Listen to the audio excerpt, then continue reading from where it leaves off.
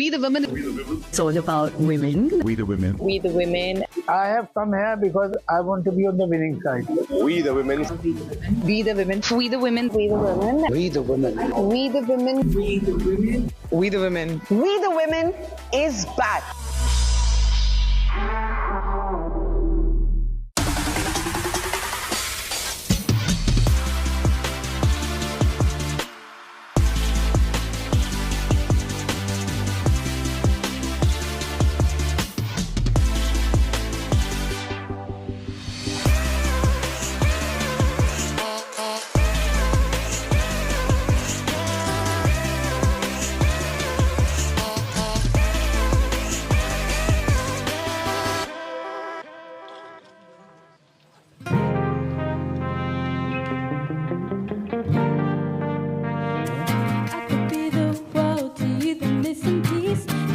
Sentimental kind of chemistry.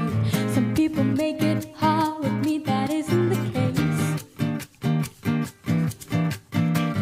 I could be the world to you, the missing piece, the extra sentimental kind of chemistry. Some people make it hard with me, that isn't the case. 'Cause I make it so easy to fall in love. So come give me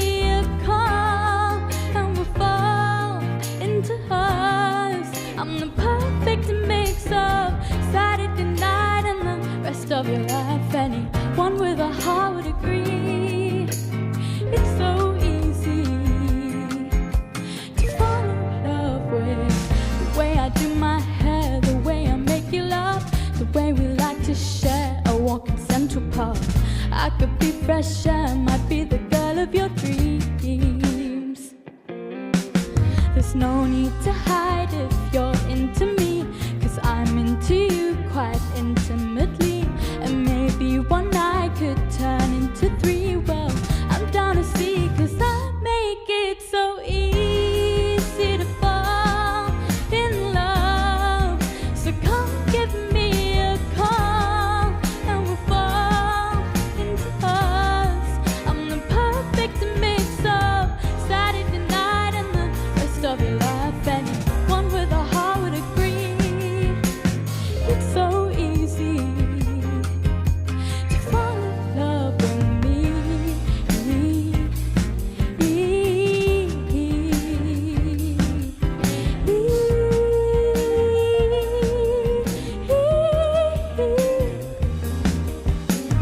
It's so easy. It's so easy. It's so easy, yeah,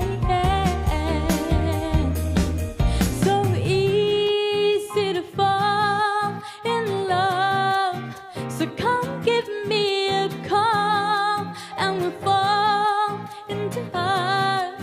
I'm the perfect mix of Saturday night and the rest of your life. Anyone with a heart would agree. It's so easy to fall in love with me. Thank you. London, can we have a big round of rousing applause for the absolutely wondrous Suparnika, whom we're so pleased to welcome back as our Changemaker. She was here last year, and I'm delighted to be back at the second edition of We the Women London. And before she steps off stage, you'll be hearing a lot more from her later in the evening. I want to tell you a little bit about her. She started singing when she was 9 years old. She made headlines in the United Kingdom when she was basically a star on Britain's Got Talent, and she's never looked back since. And how old are you now? I'm 16. 16, and the best is yet to come. So before we formally introduce and unveil this festival, can we please show her some love, the wondrous Suparnika Nair.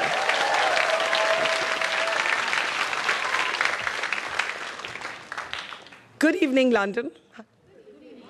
It's hot, right? The only thing I can offer as consolation is that our show will be hotter in the best possible way. If you believe that, you can give me a round of applause. Thank you so very much for braving the heat, for showing us your love. I know people are still walking in because the traffic this evening has been crazy. So if you're running a few minutes late, do forgive us. Some of you may know me, some of you may not. So I'll start with a little bit of a formal introduction. My name is Barkha Dutt. I have been a journalist for 31 years and counting now. While I've covered and reported on pretty much every big story in the last 3 decades, I've essentially been a war and conflict reporter. Most recently, I was reporting on the Iran war that I think we're all hoping will come to an end soon, right from the edge of the Strait of Hormuz. But the first time I went into a war zone was when I was in my 20s. I'm in my 50s now. I was in my 20s, a young reporter just out of Columbia University, just back in India from New York. And a war broke out between India and Pakistan, and I wanted to be there to cover that war. And many of you may have seen a film called Sher Shah. Yes? Raise your hand if you have seen it. That's most of you. Do you remember a dialogue in the film, a line when the legendary soldier Vikram Batra at one point asked about war says, "Ye dil mange more," meaning the heart wants more. Now, I'm very proud to share with all of you that that was actually my interview from the front line. And as a young woman, I was very interested in exploring the relationship between fear, courage, and vulnerability. And I remember meeting Vikram having come down from a successful assault from the peak of the mountains where Pakistani intruders had taken some Indian territory. And I asked him, "Vikram, aren't you scared?" And he looked at me and he threw his head back. He laughed uproariously. He had the smile that went right to his eyes. And he said, "Ye dil mange more." Now, for some of you who may not understand Hindi, what that actually means is the heart seeks more. That used to be the slogan, a cola jingle at the time, a Pepsi Cola jingle. And it was suddenly, with that interview, elevated to a national motto. Now, while I'm so very proud of having done that interview from the front line, what I want to share with you is that as a woman, getting to the front line was tougher than the bombs and the bullets and the Bofors guns and the rocket launchers and the missiles. Because when I wanted my organization or the Indian military, at that time an all-female zone, much has changed since 1999, to allow me in, they said, "You can't be there as a woman. There are no separate bathrooms. There's no room to sleep. There's no food to eat. We cannot be looking after you at that time." And I had to really, really persuade them that I was not the sort of journalist who needed any looking after. But it was at that time that I understood very, very powerfully that the power of role models in our lives cannot be underestimated. In my case, it was a female role model, my mother, and a male ally, my father. In your case, and I'm sure we'll hear more about it this evening, it could be somebody else. A lot of people in India think I'm India's first woman war correspondent, but that honor actually belongs to my mother. My mother's name was Prabha Dutt. She joined journalism in the 1960s in India when there were no women in media. And I grew up hearing this story of how she walked into the Hindustan Times applying for a job, and she was told, "There are no such jobs available for women. If you'd like to join us, you're allowed to cover the flower show in the city." She said, "I'll take what I can." She went on to become the head of the bureau. And then in 1965, there was a war between India and Pakistan. This is like 30 years before I went to report war.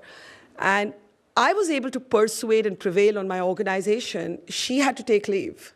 She took a few days off and she went armed with her notepad and her pen, wearing a sari. She had a cousin in the army and she started sending dispatches that were too good to not publish. So she was India's first woman to report a war.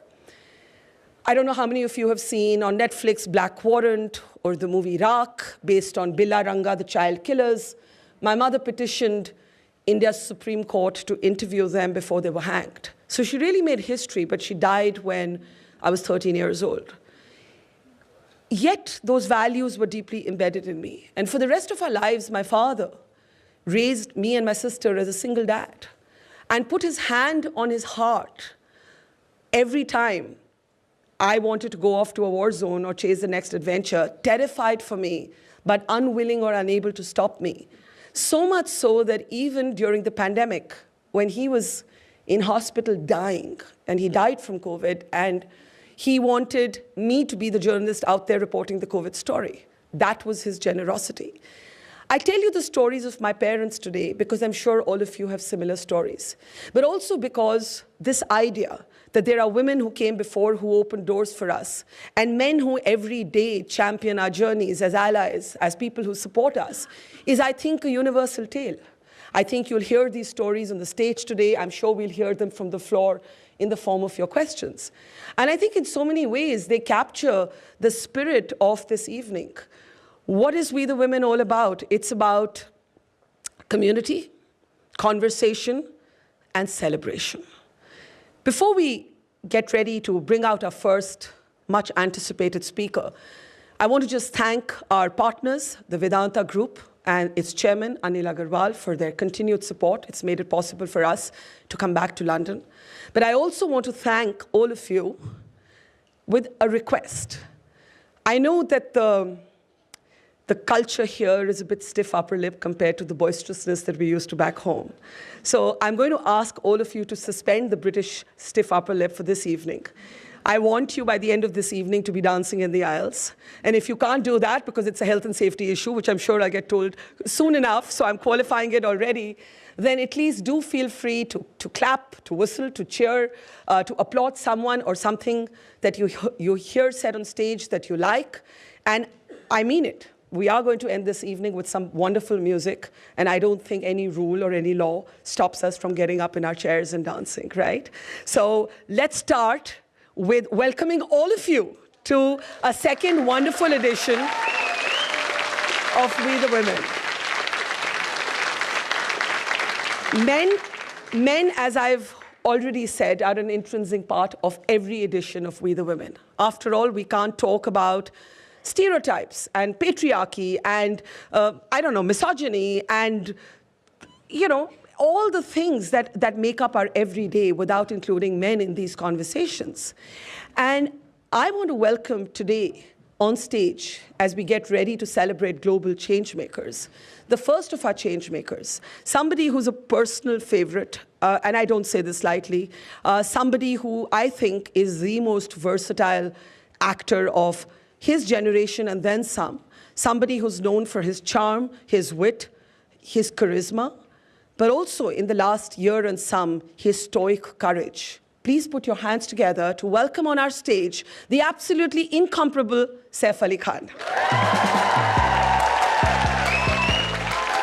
I think we can show him some more love. Hello. Finally. Hello. So that's still sounding like a London type welcome. How does this sound more desi? He's still looking a bit unmoved. I'm not unmoved. I'm saying we've done lots of shows in London. You're mistaken if you think they're a quiet crowd.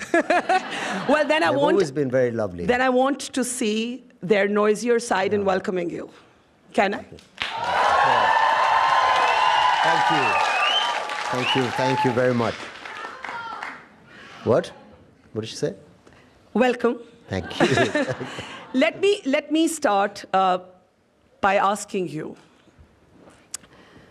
Yes. You've spent some time going to Winchester here. You've studied in the United Kingdom.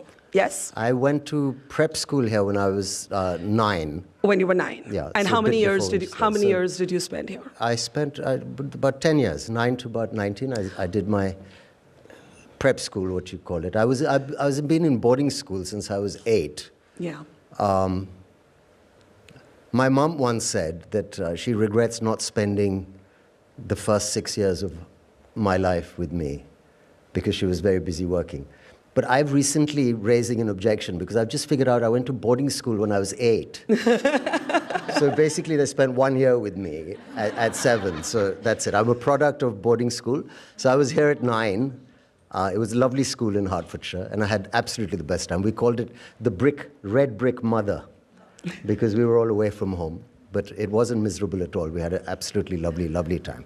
And then school. And when you close your eyes and you think back to childhood, Yes. do you think of Winchester? Let me do it now. Okay, Yes. do it now. Okay. Close your eyes. Yes. Let's do a little therapist. You're on a couch. I can Yeah. be therapist. Close your eyes. Yeah. You think of yourself as a 6-year-old.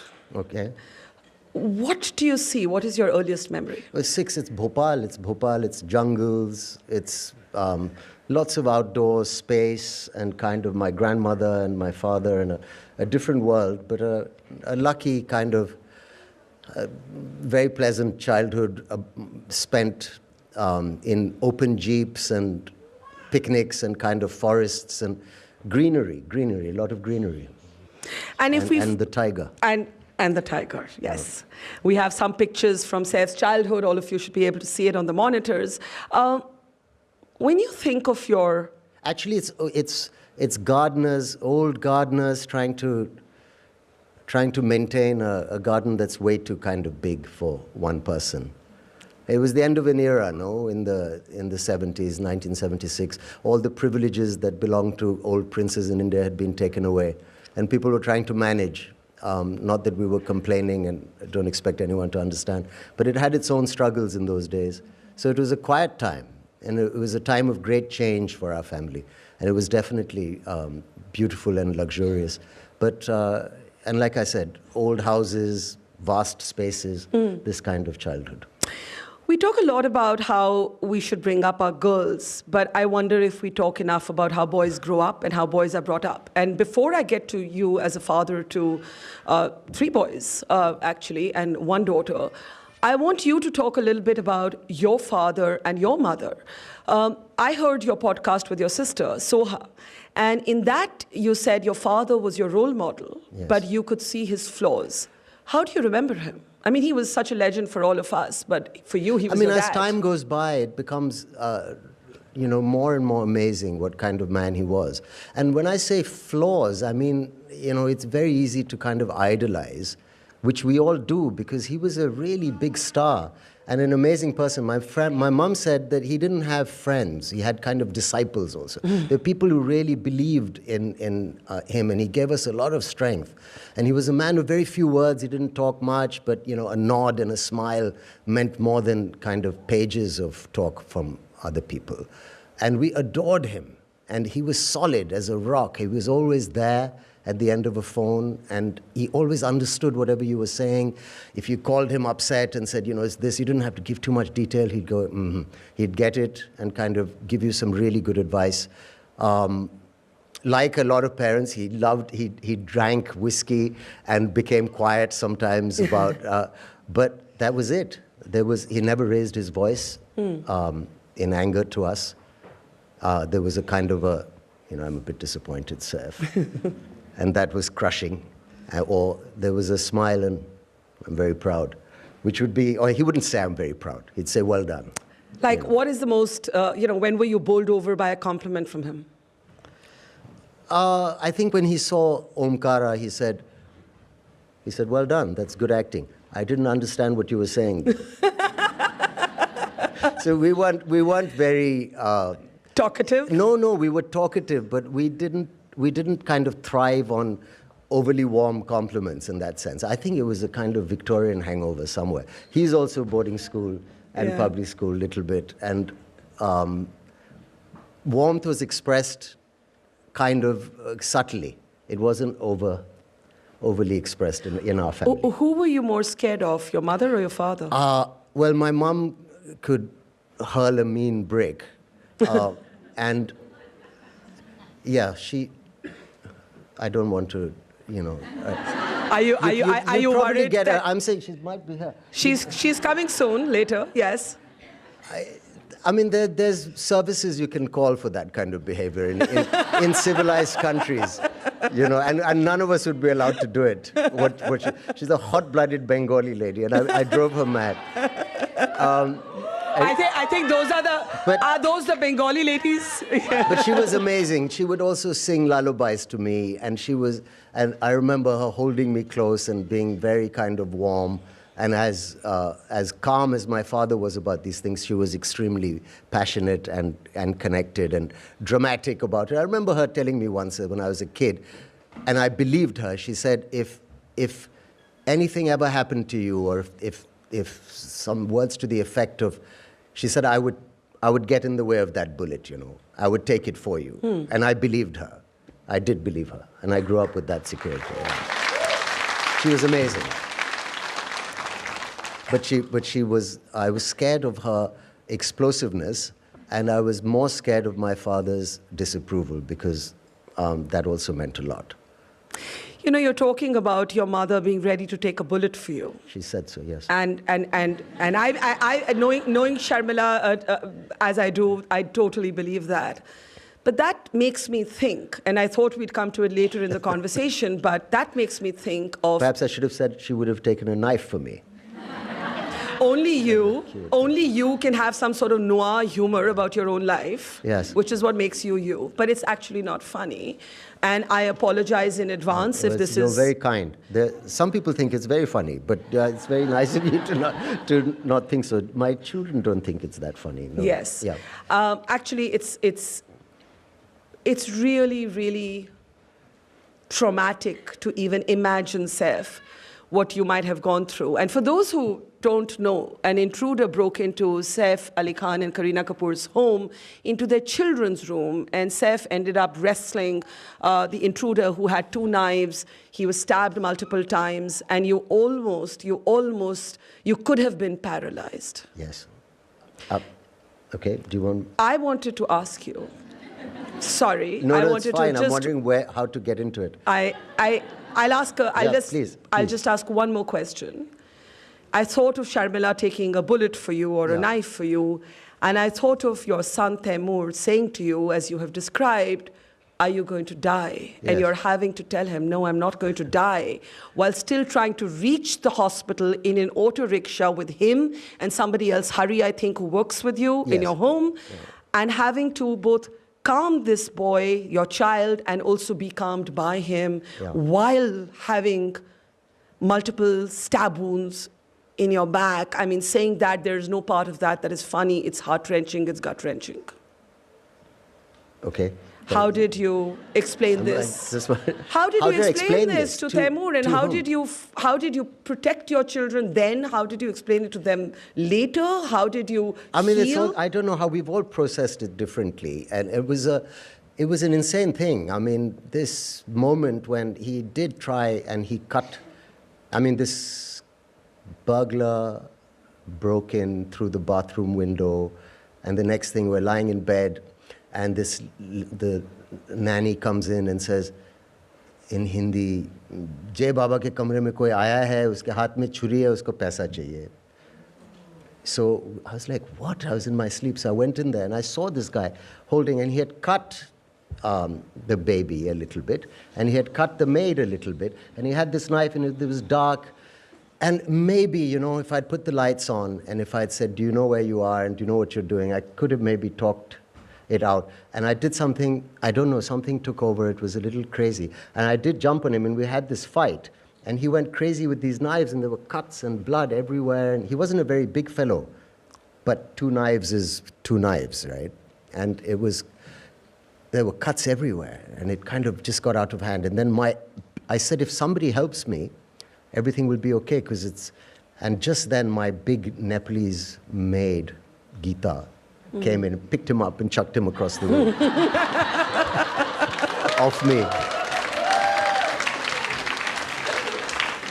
And I went upstairs, and then it developed further, where we were grabbing ceremonial swords of decoration from the wall to come and fight, and then she had locked the door, and he was inside, and he went out the way he came.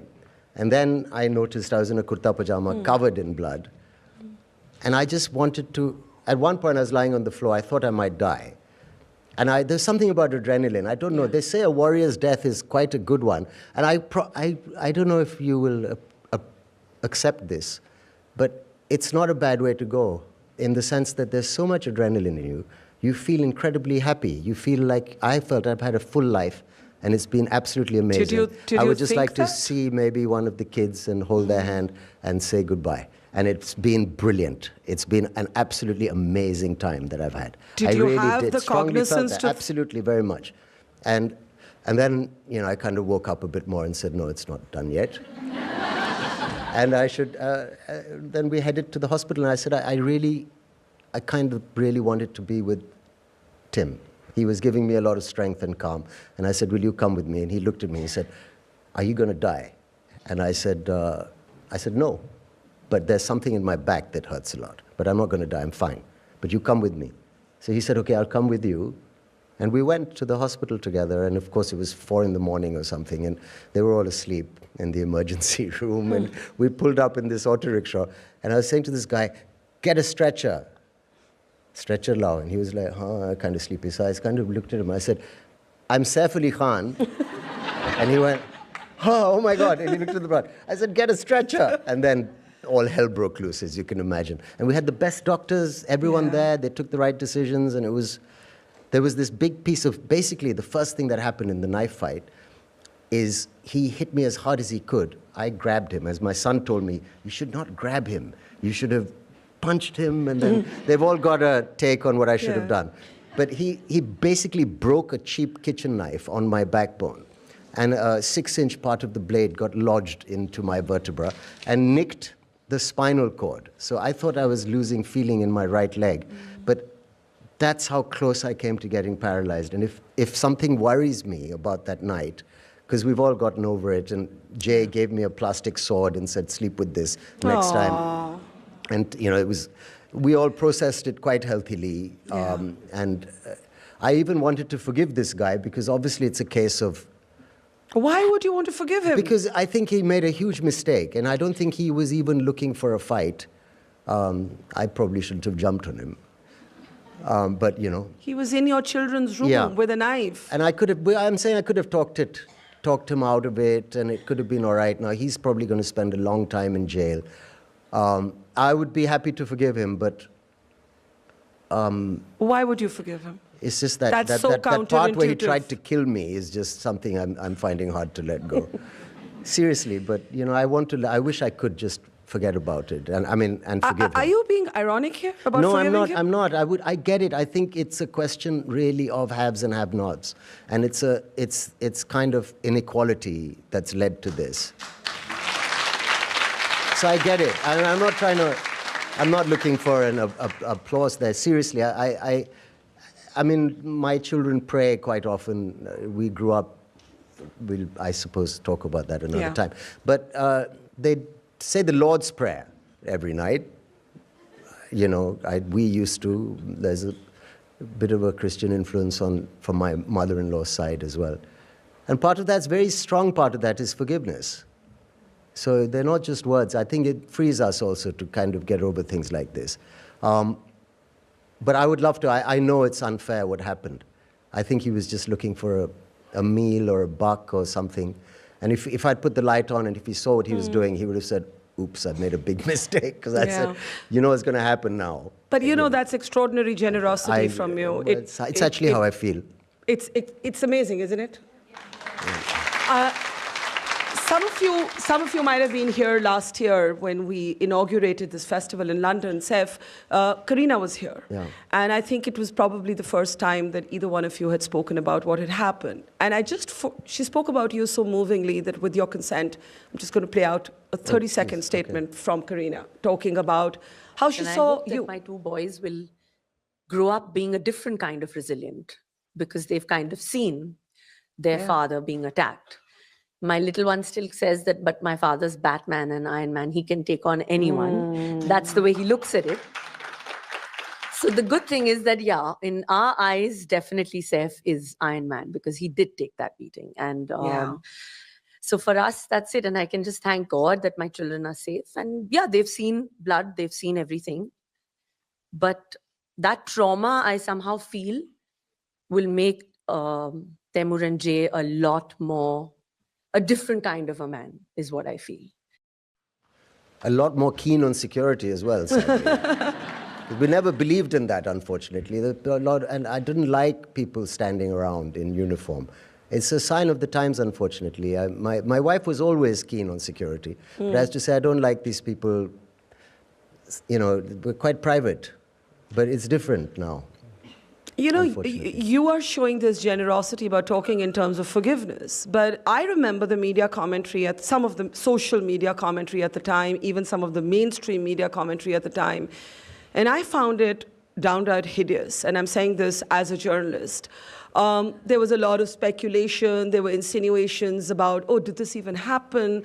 And then the most horrendous part of it, and I remember writing about this, was the way Kareena was spoken of, as if she had failed some motherhood or womanly or wifely test because you had gone in an auto rickshaw with Taimur and she had gone with Jay. I mean, yeah. Firstly, did that annoy you, or were you in no state to even look at any of that? No, I mean, you know what the path of the course is. You know what's going to happen. I mean, and as we look at the world today, I think, things, which channel or which person to listen to more, and what is the word for it, becomes more and more important, credibility. Yeah.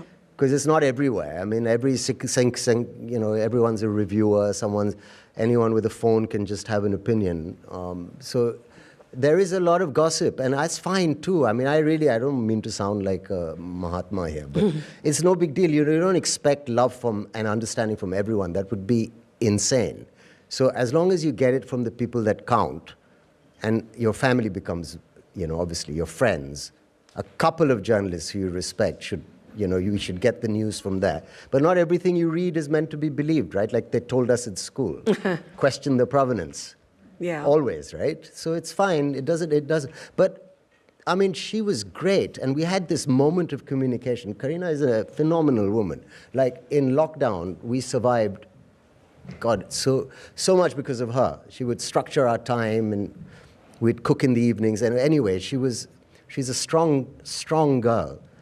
And she said, she looked at me, and she said, "You okay?" And I said, "Yes." And that's it, right? And she said, "All right, I'll take the kid to my sister. You go." I said, "I'd much rather have Tim, because he's, probably the least hysterical right now out of everyone." And maybe that wasn't right. He was young. But he really did help me by being there. How did he help you? Just, he's got a very calm presence, Tim. And I like the way he looks at me. And I like the way he makes me feel. Yeah. So that was it. You can clap. But I asked him later when we were out somewhere, I said, "Weren't you scared?" He was like, "Are you kidding me? I was terrified. I thought you were going to die." Yeah. So, it's okay for you to say you can filter out the noise, you know who is what, you know how to ignore it. But talking about Tim, this is a baby who was trolled for his name. Yeah. Right? And I'm just wondering, does that protective instinct, maybe you don't care what they say about you, right? You're an adult, you've lived through this, but this is your baby boy, and he's being viciously trolled for his name, among other things. And I never really understood, I mean, the idea of naming a kid. I grew up and we had a kid with this name as our next door neighbor, and I thought the meaning of it was iron. And it's a lovely kind of name, which we liked the sound of, and Kareena and I discussed it. We had no idea that it's got such strong kind of people saying that there was a Asian Turkish invader of India with this kind of similar sounding name that has very negative connotations. I mean, why can't we just forget something that's so long ago, which we never thought of anyway when we were naming him, and focus on Taimur being a wonderful, wonderful person and growing up with the right values and making people proud of the name he has. I wasn't asking you why you named him what you did. I was asking you, I mean, that would make me like some other journalists. But I'm glad I explained it. No, my anyway. question was that while you can filter out the noise as it applies to you or Kareena because you're comfortable in your own skin, you've seen a lot of the world, when it comes to a defenseless child, it really brings you to how do you as parents, protect somebody who's not old enough to maybe even understand this. We're in the UK. They just banned social media for kids under 16. And I'm just wondering, as a father, as a parent, when you saw what he was subjected to, and it's such a schizophrenic relationship between movie stars and the paparazzi, right? Like, they are part of your life, but they can be awful, intrusive. The paparazzi, that's another, you have to ask me that as a whole Okay, I will ask you that question. separately. Let's talk about social media. Let's talk about social media. Yeah, so what about it?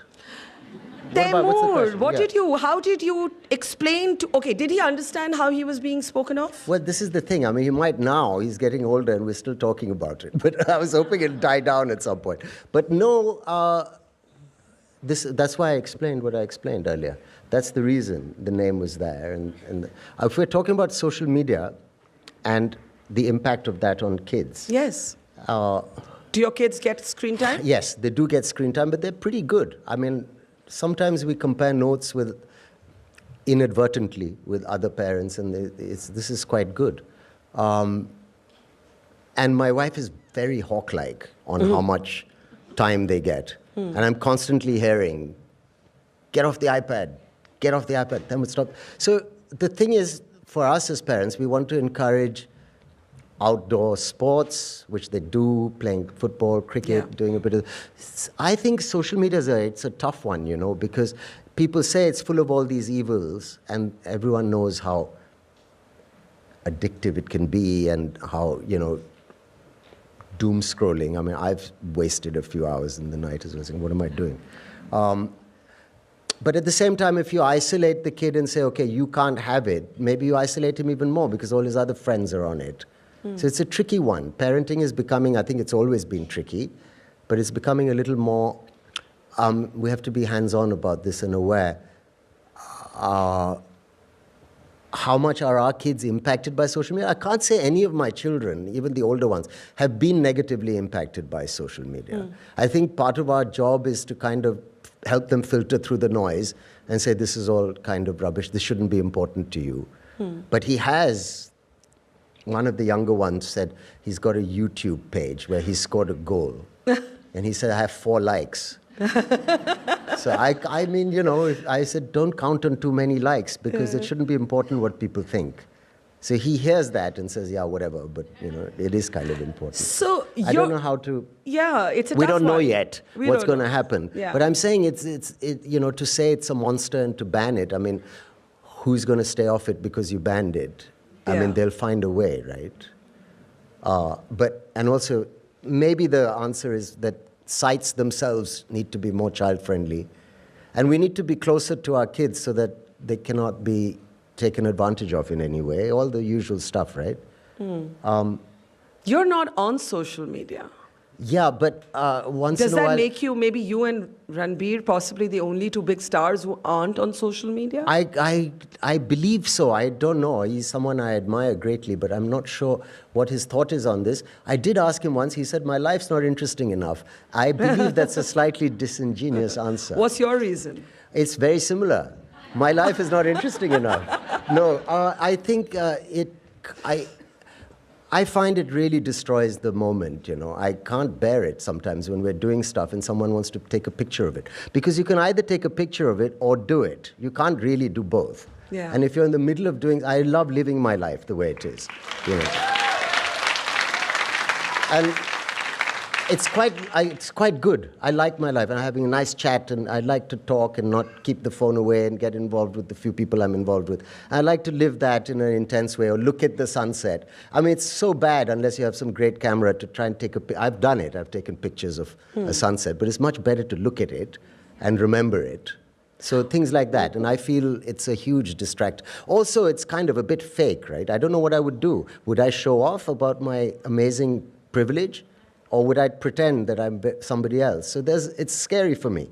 I don't know what I would do to kind of promote myself, if that's the idea, on social media. Have you had advisors say, oh, Yeah, aajkal to your Instagram followers determine what roles you get, not you, I'm saying as a general concept. I think they do. It does. A lot of the people I speak to make good money because they've got, and you can make a good living out of it. So there's no dismissing it. You can't say that, and it's very tempting to some people. I just feel for me, because I'm also at that age, where I've seen a world that got along absolutely fine without an Instagram picture. So it doesn't drive me. So this is one of the many things that make you very different from the norm. Where does the paparazzi fit into this this space? You're not Jaya Bachchan on the paparazzi. No. I mean, even though I really understand, and I think a lot of it... I love Jaya, I should say. Really I love Jaya. I kind of really understand where she's coming from, because she's not used to that kind of thing also. She's, and what I'm saying is that it's a very weird relationship. Like, some people pay them to turn up. Some people pay them not to turn up, which is very cool, I think. It's like, please don't come. No, but we want pictures. How much will you make this? Okay, take this, but don't come. Which is that also happens. It's become the media. You're never really sure who it is. There's all, whether it's a genuine media person. I mean, tomorrow there could be an accident. Someone could hurt someone. Someone could, it's not thinking of John Lennon. I mean, someone could shoot someone or stab someone, and you'd say, oh, I thought it's this media guy, because there's no... You never know who it is. And there's people, and they're walking around, and nobody's saying anything. And if you say anything, it sounds like you're being spoiled, you're not appreciating the fact. It's a very tricky situation to say anything negative about it. I think it kind of takes away from the movie stars in a way. But at the same time, it brings them to your living room. So, I mean, everyone loves it. And in India, it's not really paparazzi yet, because they don't get pictures of... The ideal picture is you doing something you don't want to be seen, right? Like sitting on the pot or something. And that would be a good pap picture, where you've seen a movie star devoid of their glamour. In flagrante, right? Yeah. So that's not... I mean, you're giving people ideas here. No, but that would be that's where it will grow to. That's why the Americans and the English don't love the paparazzi, because it doesn't help their image. I feel it takes away from stardom in a huge way, because you keep seeing these guys every day, and then it takes away from that magic of the screen. But now we'll all sound very old-fashioned. I think my life was fine without them, and I mean, they'll get upset, but it doesn't matter really to me. Can I ask you about... Look, I think the word is wrong. We've got to name things correctly. Paparazzi, by definition, is an annoying... Nomenclature? Is an annoying thing, right? Whereas a journalist is an entirely different thing. Or the media is an entirely different thing. Yes, but are we now saying... That they're media. That's what the actors say sometimes. That this is not paparazzi. This is what the media is today now. Well, I want These are our... With no disrespect to the paparazzi, but if that is media, I would not want to be a journalist today. But there are many reasons to not be a journalist today. But thank God you are. Yet we soldier on. No, we thank God you are. Oh, thank you. How have all the different women in your life, we spoke about your father, a little bit about your mother, but you're a brother to two sisters, you're a father to a daughter, obviously there's Karina, and... Wait, can I say one more thing about Paps? Oh, yeah. Oh. I'm saying I don't mind. No, I don't, because it's the people will, that's another problem I find. People will take it out of and context and like make whenever it you speak, whenever you do an interview, you do it because you're doing it with, like, I'm doing this because I'm talking to Barkha and I'm talking to you. But it will be vultured. And people will pick up a line, and it'll be everywhere. And then the worst line I've said will be the headline. So that's why it's very scary to kind of say anything. But then you need a bit of I don't care kind of thing, which I kind of don't. I believe in telling the truth, to a certain extent. So they make money, and nobody wants to stop them from making money, because their defense is obviously that this is our money. But I'm saying, to be parked outside someone's house, which in all fairness, after this incident, they stopped coming home. Because Karina asked them not to shoot the kids because, why tempt fate? And they didn't. So they've been very good like that with us. And I think at public events and when you're at the airport or when you're out and about, please shoot as much as you like, and we should be seen. But there's a feeling when, I don't know, if you're like me and if you haven't washed your hair or brushed your hair and you're looking like a complete mess and someone sticks a camera in your face, you're like, oh no, but that's all it is. Fine. Sorry. No, I was going to ask you how all of these women in your life have they altered or shaped you or formed you in ways that you can actually identify and pinpoint, or is it not that, is it not that tangible? Obviously, everybody, all the people in our lives impact us. It just come to me that it was perhaps the need to impress these women and that formed me, and the women themselves. Of course, there must be. My grandmother was this amazing lady. I mean, she shot high-powered rifles and drove fast cars and was played tennis and had a very funny sense of humor and was a matriarch. Lost her husband also on my father's 11th birthday and just kind of put on this white sari. Yeah. I mean, maybe that's not it wasn't recommended to any of us to live like that. But that's what she did, and she had our kind of respect and a steely gaze, which my father inherited.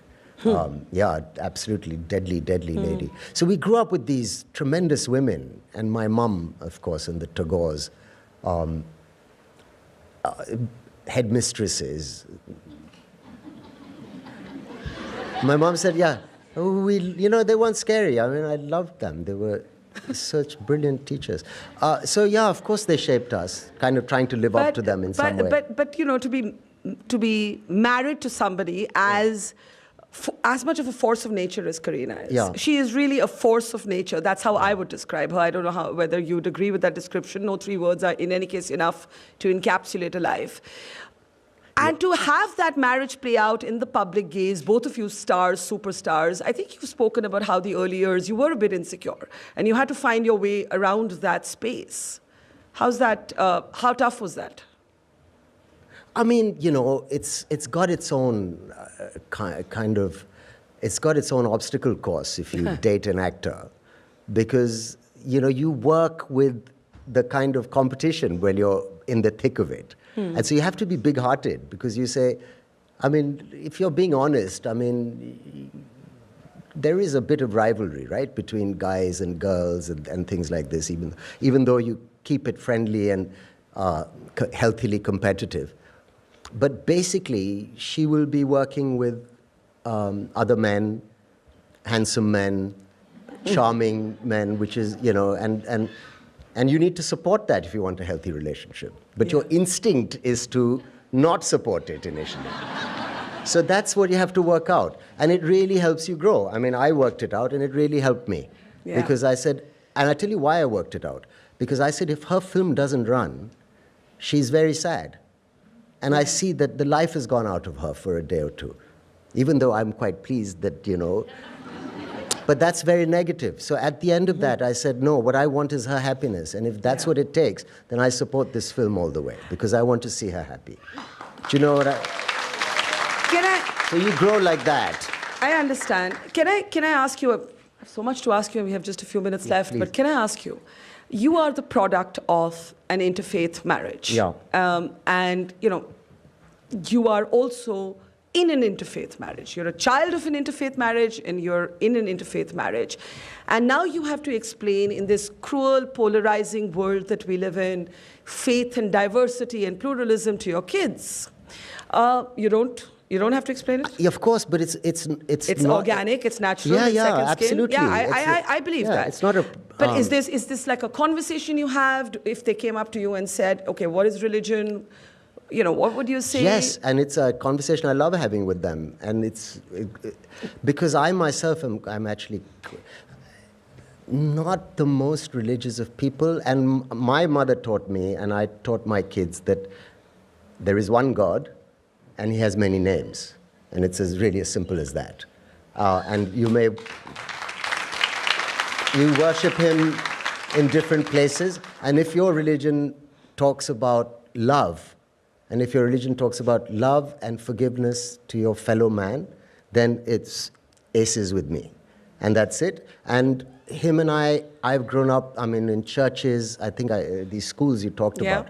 It all starts early in the morning with chapel, which we tried to bunk, saying, we're from a different religion, and then they found a Maulvi to come and talk to us. So that was another story. It didn't work. But it was quite a Christian upbringing. So the kids say the Lord's Prayer, followed by different prayers of different religions at different times. We celebrate Diwali as much as Christmas. And that's the kind of upbringing they've had. We've never really thought about it, And it should be as intuitive as that. It is intuitive and easy. And then Absolutely. there's mythology. We recently had a chat. Tim said, ask me a question like, if I went to Winchester, what would be an entrance exam question? So I said, well, what's the difference between religion and mythology? So he said, in religion we pray, and in mythology we don't. So That's I a said, smart that's answer. a really good answer. You That's know? a smart answer, So whatever, yeah. we're constantly talking and discussing stuff and reading things like this. And we're lucky that we've grown up like that. I'm lucky. My mother had an open-minded view on these things, and so does my wife. And basically, it's a spiritual kind of approach. Yeah. And that's the main thing. One last Please, question. I'd love to talk to you much more. I know. Unless Mom's here. Mom is coming soon. Okay. Just fresh from the success of Kartavya, we're looking at this sort of versatility in your sort of body of work, right? From the rom-coms to Sacred Games to Omkara to Kartavya. I mean, I could go on and on.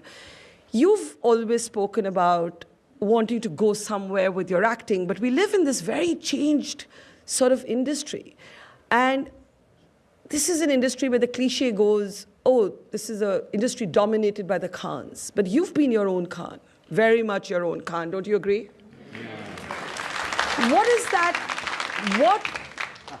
what is an unfulfilled dream for you professionally? Oh, I mean, it's all unfulfilled in the sense. I mean, on one level, listen, I tell you what I want to do in life. I want to be very present because there's been amazing highlights. When you talk like this and you know, suddenly at this age, you look back a bit also. Yeah. And people say this film was, and I thought Love Article was an amazing experience making that movie. But did I really enjoy it at the time? Sometimes not, because I was comparing to somebody else and what could have been bigger and better like we do in life. But I want to stop doing that because it's been look, my parents were worried, would I get a job? And like stop asking my dad for money, you know, which is every parent's my dream is, you know, for my kids, which is important, you know. Of course, you are supporting them, you're there for them, but you want them to be self-sufficient. And the fact that I do that is, so I'm already a star in my book, you know, forget it, I got a job, right? It's not to be taken for granted. I know people from Oxford University who don't have a job today. Yeah. So, you know, life is kind of, you need a bit of luck as well. So where were we? Unfulfilled professional dream. So it's all unfulfilled because, I mean, you start off wanting to just be, I didn't want to be laughed at when I did my first film because it's kind of scary to be up on that screen. And you've got a whole bunch of people. And here, I mean, whatever privileges you might have had, you're jumping into commercial cinema. People are going to laugh at you for having the wrong haircut or the wrong walk or the wrong voice. And of course, so it's never ending. This is a magical profession where you're constantly, you're just scratching the surface of what can be as an actor. So it's all unfulfilled. I mean, there's so many roles and even the same role again, done better. Yeah. We talk a lot about women and, you know, getting older and the industry not being necessarily fair. Does that happen to men? Are men insecure about getting older? I mean, yes and no. I mean, I think our older? generation has really changed that bar, you know. Like I was told when I joined movies that at 40 you'd be over because that's how, you know, the age. But this is the senior generations, maybe it was the whiskey or the or the food or whatever, but you've got to watch it. So, I mean, all of us, I think, have been quite careful to kind of stretch that longevity bar. And then, of course, there's computer graphics, which can give you another 5 years, but they're quite expensive if you do it properly. Nobody spends that on me. I mean, you could spend it on yourself. But then I wouldn't have any money left from the movie. So these are all our issues. But what were we talking about? Aging, men and aging. No, you do stress. Of course, I mean, you stress because, look, it's so addictive to kind of play the hero and to have this camera that's kind of, you know, complimenting you so well and you're all well lit and you've played this cool guy or whatever. And then you get older and you have to let it go and grow with it, which is also part of growing up. But, so we do. But I still think it's a little harder on women because, you know, I've seen someone like Rishi Kapoor or even, I mean, if you look at Akshay Kumar or something, he worked with generations of ladies. I mean, we have Shefali Shah coming later today, and she played his mother when he was older than her. So yes, it is still unfair to. Yes, it's unfair. It is unfair. Yeah. I could talk to you forever, but we're out of time. Me too. I'm sorry. I know we have to do this again. Yes. I have a last question before we introduce our very special next guest, and also want to honor you with our award. What's the last book you read? It's a collection of ghost stories. The last proper book I read, was Nilanjana Roy's Black River. She's my batchmate from Stevens. Well, her thriller, which I really liked. So that was fabulous. The last book. She is fabulous.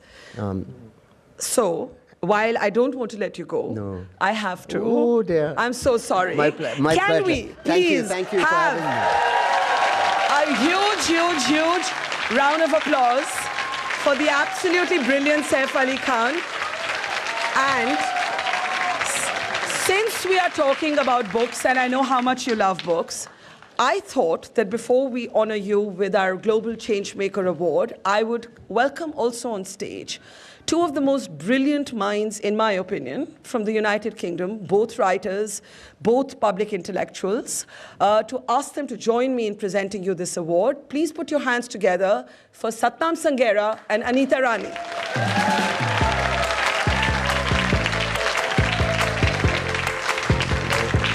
Hello. Lovely to meet you. And if I could have the award on stage, please.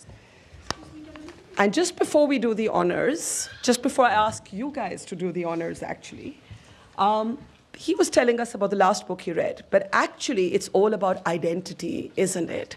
Whether we've been the conversation Saif and I had, or both of you and your writings, very different life trajectories. Both of them, their families came from India, and then they are today British Indians. And Saif studied here, and then for a few years, and then went back to India. Yes. And I'm just wondering if there's something you'd like to ask Saif, because you were hearing bits and bobs of the conversation. I wanted to ask you, because you speak in actually a really amazing British accent.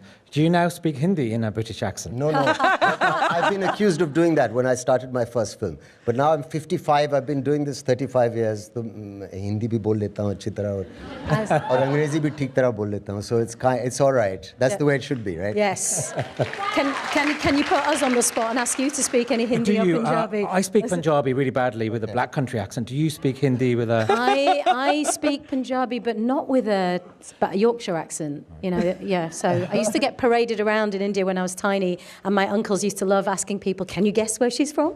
Can you guess where she's from?" I'm not going to attempt it. Well, before I give you our award, I want to give you their books. I think you're going to love them. Wow. This is Satnam and Anita's book.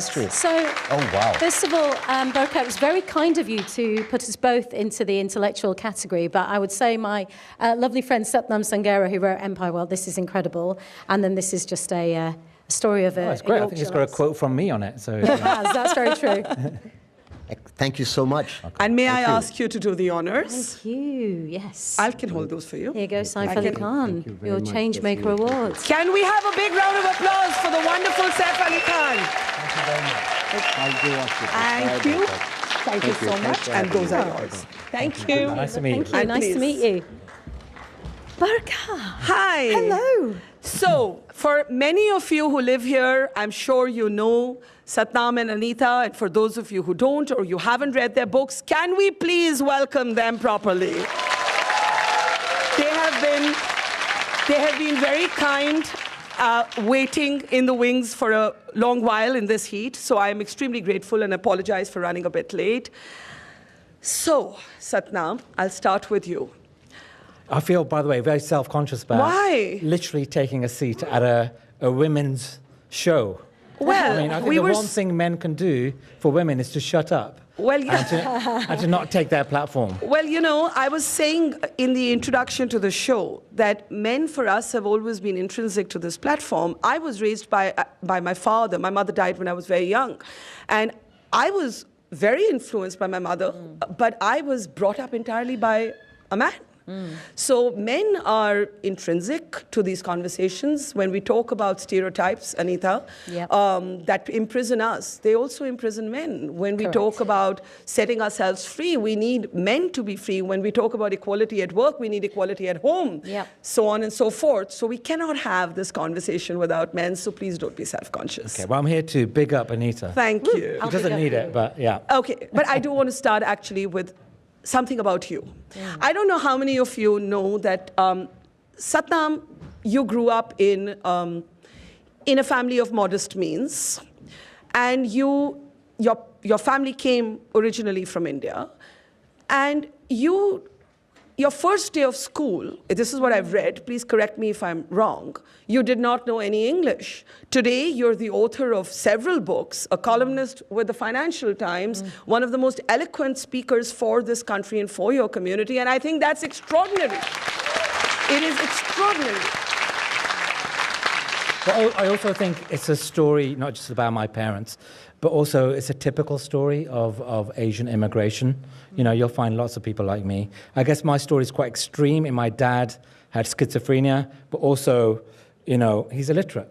That's what's most remarkable, I think, about my life, is that I'm a writer and my dad still can't read or write English. My name has a spelling error in it. Like, there's millions of Satnams, there's no Satnams. It's because my dad couldn't spell it when he registered my name. And that is a remarkable thing. And that's what immigrants do. There's a spelling error in my surname, actually, my parents' surname, because, again, when my grandfather arrived here, he pronounced it in a certain way, and they just spelt it as they heard it. But it's not. What's the surname? It's Najran with a J, all right, but they put it with a Z. Same with mine. So my dad must have gone and said Satnam. Yeah. Sounds like there's an H in it, right? Yeah. So an English person hearing that. But so we hold our histories in our names. And this obviously means that since your father couldn't read or write, and I will get to his battle with schizophrenia later, but he or your mother couldn't read your books. They had to wait for The Boy with the Top Knot to actually be adapted on film before your mom possibly could understand it or your father could understand it. I've got to say, it's quite useful having a family who don't read what you write. You can say what you want. I mean, did you have that problem? You had to run everything past your family? Mine didn't really care. No, I mean, I had to talk to my mum about when I was going to write the memoir, but she's listened to the audiobook. She hasn't read it. Yeah. My sister, who can read English, hasn't read my book. She's read my kid's book. And my brother has only read 2 books in his life. I think half of my book and Moonwalker by Michael Jackson. And that's it. And your newest book is on George Michael, but we'll get to that in a moment. Anita, the right sort of girl. You never were. Never. Never. All the best women may aren't. we always be never the right sort of girls. Also, right? It's Barkadat. I mean, absolute legend. What an honour to meet you finally in the flesh. Thank you. I'm such a fan of yours as well, and of Satnam's. Talk about fitting in, not fitting in, the boxes that don't fit, the labels that don't apply.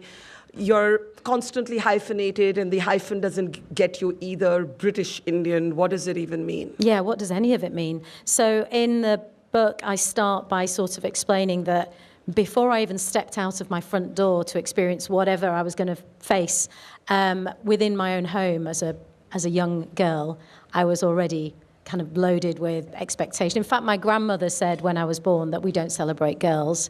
There I am. With Mum.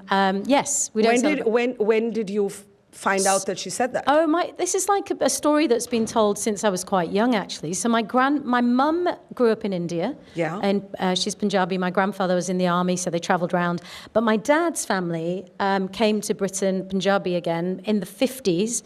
From Punjab to the UK, very similar story. In fact, my grandparents can't read and write. My grandparents are illiterate. And my father, so I suppose I'm the next generation. It was my father who had me he was only 20 years old. And had an arranged marriage. I said to somebody the other day, my parents met at Heathrow Airport. And they said, oh, what a lovely meet cute.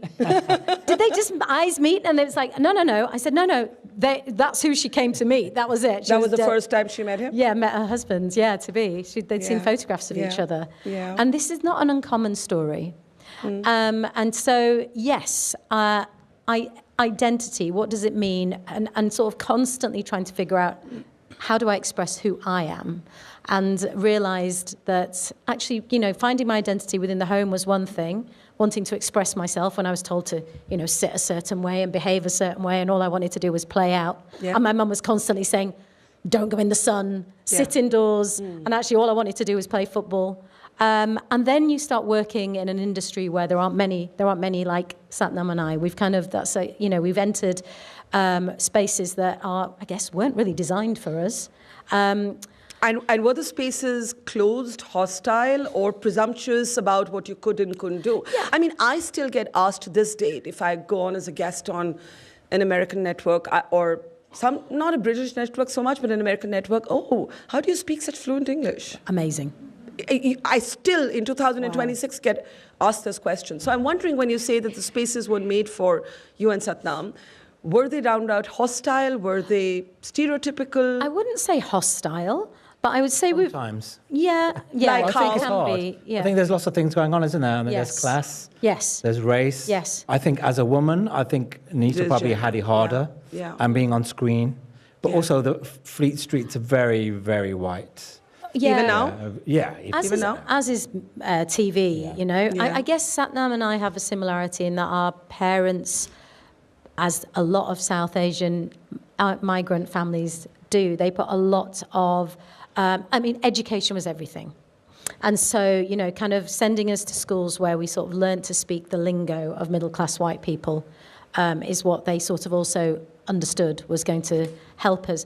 What I suppose for me, and it took me a long time, and maybe it's just to do with my personality, which is I'm just going to get on with it. Yeah. Is when you realise, oh, people don't see me the way I see myself. And actually, they have a very small binary view of what a South Asian woman is. And so they kind of constantly saying, yeah, but this is what you should do. And so I've spent a lot of time trying to explain to people, but that's what I want to do. I don't want to be sitting over there. I want to be doing this over here. So, but yeah, hostility, you say. And it's not just getting in. No. It's the length of your career. Yes, staying in. You look younger every time I see you, but you've had a very long career. We're talking more than 20 years Yeah. now. Don't age me. No, yeah. It's been 25, I'm basically around 20 years. I think we're all the same vintage. Yeah. Thereabouts. Best. And the number of people, almost everyone else dropped out, or Because it's exhausting. it's exhausting. Because Yeah. it's exhausting and it taps into your mental health, you know, when you're kind of trying to work at something and you're not getting opportunities or whatever. But somehow, I guess, you know, there's a tenacity in women and resilience. People have asked me a lot, where do you get your work ethic from? Where does your drive come from? And you will know this, Satnam. Like, if you have seen, I always say, like, getting up at 5 a.m. to go and present a show or whatever, you should have seen what my parents did. You should have seen what their friends did, right? Yeah. You know, that's work. Yeah. How did they do it? What I From did- nothing to creating a whole life and giving their children a life. I want to talk to both of you about taboos, because I think in many ways you have both lifted the veil of silence around subjects that need to be spoken of but aren't. Satnam, Satnam's extremely moving personal story is your father and your sister's battle with schizophrenia. But the really heartbreaking sort of discovery that I made while reading your book was that you did not know about this till much later. And your mother was basically in a marriage where her husband, because he was mentally ill and maybe not even diagnosed or medicated initially, was violent. And she just absorbed it all because she thought that she didn't have the option as an Indian woman to leave the marriage or go back home. Your sister then had schizophrenia. And you write about all of this. And even today in 2026, to talk about mental health, I would imagine, especially in the South Asian community, is not easy. And why was it so important for you to tell that story in such a public way? Yeah, it's still taboo. I mean, people talk about mental illness generally being a taboo. I don't think it is. I think it's actually quite relatively easy now to talk about anxiety, depression. I just think severe mental illness is massive taboo in Britain and in India. I mean, if someone has the symptoms of schizophrenia, you cross the road because they're very disturbing symptoms. They can be, you can be scared of them. They can be dangerous to themselves and occasionally to other people. And it's a massive, massive taboo. And it remains so in the South Asian community. Even now, it's blamed on black magic. It's almost always blamed on women. Almost always. And I think I remember reading that your mother thought or was told that maybe it was her fault that her the husband extended family blamed you on her. was violent and ill. And those attitudes are really routine, I think, in India and in South Asian communities in Britain. And it makes me a bit cross when people talk about, oh, you know, mental illness is fashionable now. Yeah. And it's not. I mean, we need to talk about the different mental illnesses. If anything, the education about depression and anxiety has made it harder for people with severe mental illness to get treatment, because now everyone is seeking treatment. But that's quite an unfashionable thing to say. And sorry, just before I come to you, what was the response when you told these stories of your father's severe, violent, mental illness that actually led to violent behavior till he was... it was only when he wasn't treated. Till he was given He's been medicines. stable most of his life now. But yeah, the response has been really extreme. I mean, I've thousands of letters now. The book was written about 20 years ago. And, so many successful people, really famous people, have siblings, parents like this. And it doesn't get talked about in part because it's not their story. Yeah. They don't want to invade the privacy of their brother, sister, father. I could do it because I had the permission of my parents and my family, but that's another reason why we don't hear about it, because the victims of these illnesses aren't in a position to, or don't really, because they get judged. But Burka, I remember reading Satnam's book, and I remember whilst I was reading it, telling everybody I knew, you have to read this. First of all, it's really hard to be published, to tell a story and to write a memoir. So for Satnam, and this, what year was it? You were so cute. So for Satnam to have been published as an Indian man, and to write his story, and I remember reading it and thinking, what a tender, beautiful, vulnerable, intelligent person, and how brilliant that this book exists, and what it takes to be the guy who has not only told the story but got it published for other people to read, and that sort of sets a standard and allows other men to, just relax. Yeah. And I don't know, I remember passing it around most of the men that I know in my family to say, you've got to read this. Did it work? Did it make them more sensitive? My brother is very sensitive, he is. My mum always says, you should have been the boy, he should have been the girl. And I always say, no, Mum, it's the right way around. Which brings me... Exactly. You've written about some very personal experiences of your life. You've written about miscarriage. You've spoken and written about divorce. One would think that this should be easier by now for women and men. I mean, divorce in the case of men, miscarriage in the case of women to do. But it isn't, is it? No, not at all. Actually, I've written about a lot, and sometimes I wonder, have I overshared I know in that the book? feeling. That feels like, why did I write about that? Yeah. Because, Burka, I feel like I suppose when our existence isn't, I don't feel I have just the privilege, nor do I want to just exist in a space where I just do a job. I went and made a program about my family history. Some of you may have seen it. I made a Who Do You Think You Are? Yeah. Where they trace you. Thank you. Yeah, it was. It changed my life. Changed my life. Can I give context? Yes, because please. you make an extraordinary discovery about your family, about your grandfather, and basically it's linked to partition. And Anita's grandfather was in the British Indian Army, and I'm going to let you tell the rest of your story. Oh, there he is, Sant Singh. Yes. My grandfather, he died 6 months before my mum got married. How tragic. And then she moved to the UK. But what I didn't know was his story. And someone said to me, would you like to make a Who Do You Think You Are? And I thought, well, I know my grandparents, and I've moved to this country. I was born here, so what do I need to know? Anyway, there's so much I discovered. But what really moved me, to come back to your point, is that when I'd read a couple of books, I'd read Freedom at Midnight, so I'd read a bit about partition, because obviously it's our history, but nothing prepares you for actually experiencing it for real, and going and speaking to people. And when I found out what happened to the women, right, what actually happened, this is not long ago, this is just our grandparents' generation, it's the World War II generation, and the trauma, the brutality of what took place and how little choice they had. Something inside me, I don't really know what intergenerational trauma is, but something inside me actually changed. And I've been, since that day to now, a lot in my life has changed. And what I realized is I'm probably the first woman in my entire bloodline to have a voice and a choice. And I've been brought up with shame, thank you, as you are, we are. I've been brought up with this word shame. And my mum always like, oh, don't do this, because they always think, and it's never your shame that you're just carrying simply, it's the shame it would bring on your mother. And that breaks your heart more than anything, right? Because that's the worst thing you want to do, right? I'll do anything for my mum. And which in itself brings a bit of a complicated twist to the story, which means she can ask me to do anything and I'll probably do it. So I talked about my miscarriage because nobody talks about it. And it was something that was very real that happened.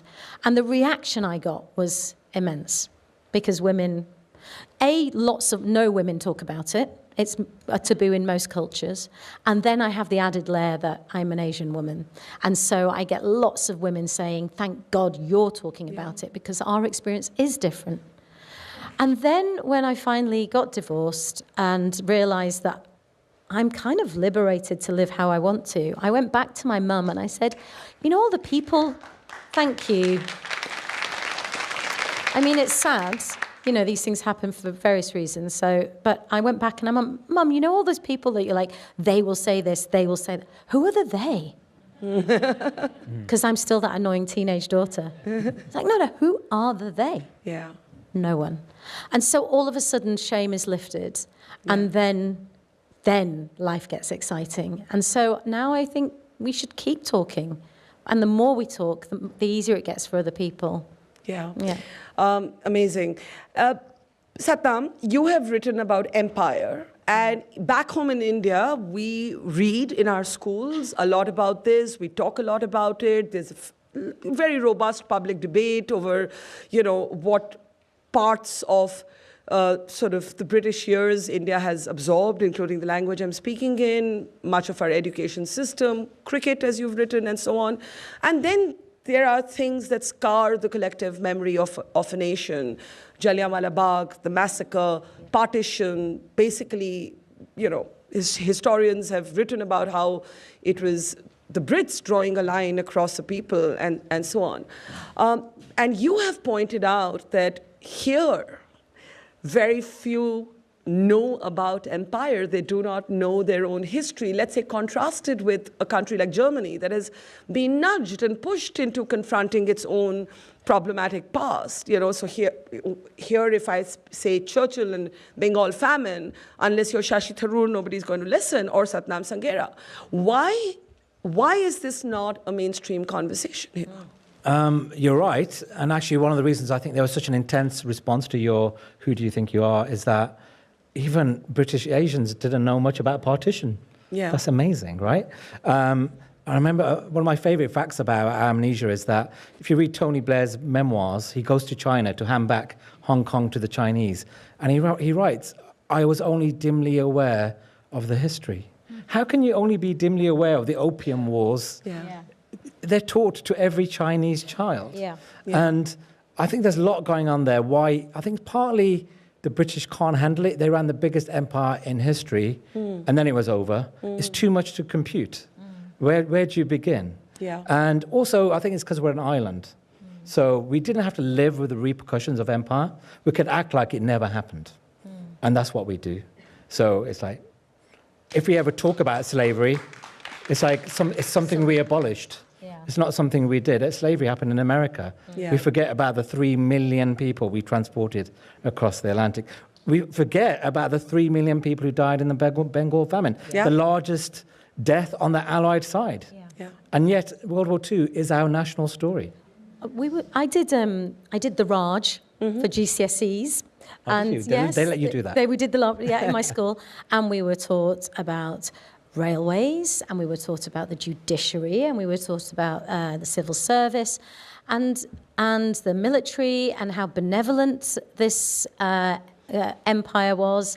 And you realise, and then the older you get, the more you start learning, and the more you start reading, and the more you start thinking, you're like, okay, but these were all things that benefited one side, just the British. The railways were put in to get military in and goods out. No other reason. Yeah. Right? It wasn't done for the benefit of the Indians.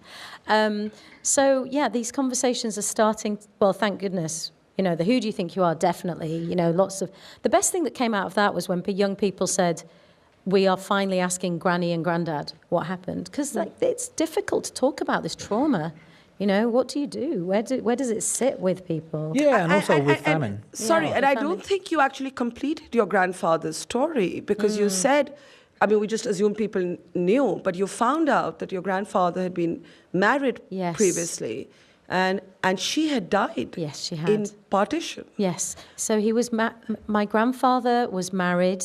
I thought he had one child. Yeah. And actually it turns out he had two. He had a daughter. And then I discovered the name of his first wife. I knew that he was married, but I never knew her name. And her name was Pritam Kaur. And I had a photograph. And this woman became so important to me, to like honor her life became the life of all those forgotten women. And then when that program went out, as is the case, I'm sure lots of people in this room know, lots of us have come from there, and there are families, extended families all over. Pritam Kaur's extended family, they live in London, and they reached out to my family, and they said, we are all sitting here with tears in our eyes, and yeah, but, you know. Amazing. Yeah. So, yeah, but I also discovered, this was really interesting, and this is why, you know, for a nation that loves history and loves to tell the story and kind Certain of dig... kind of history. Yeah, certain kind of history.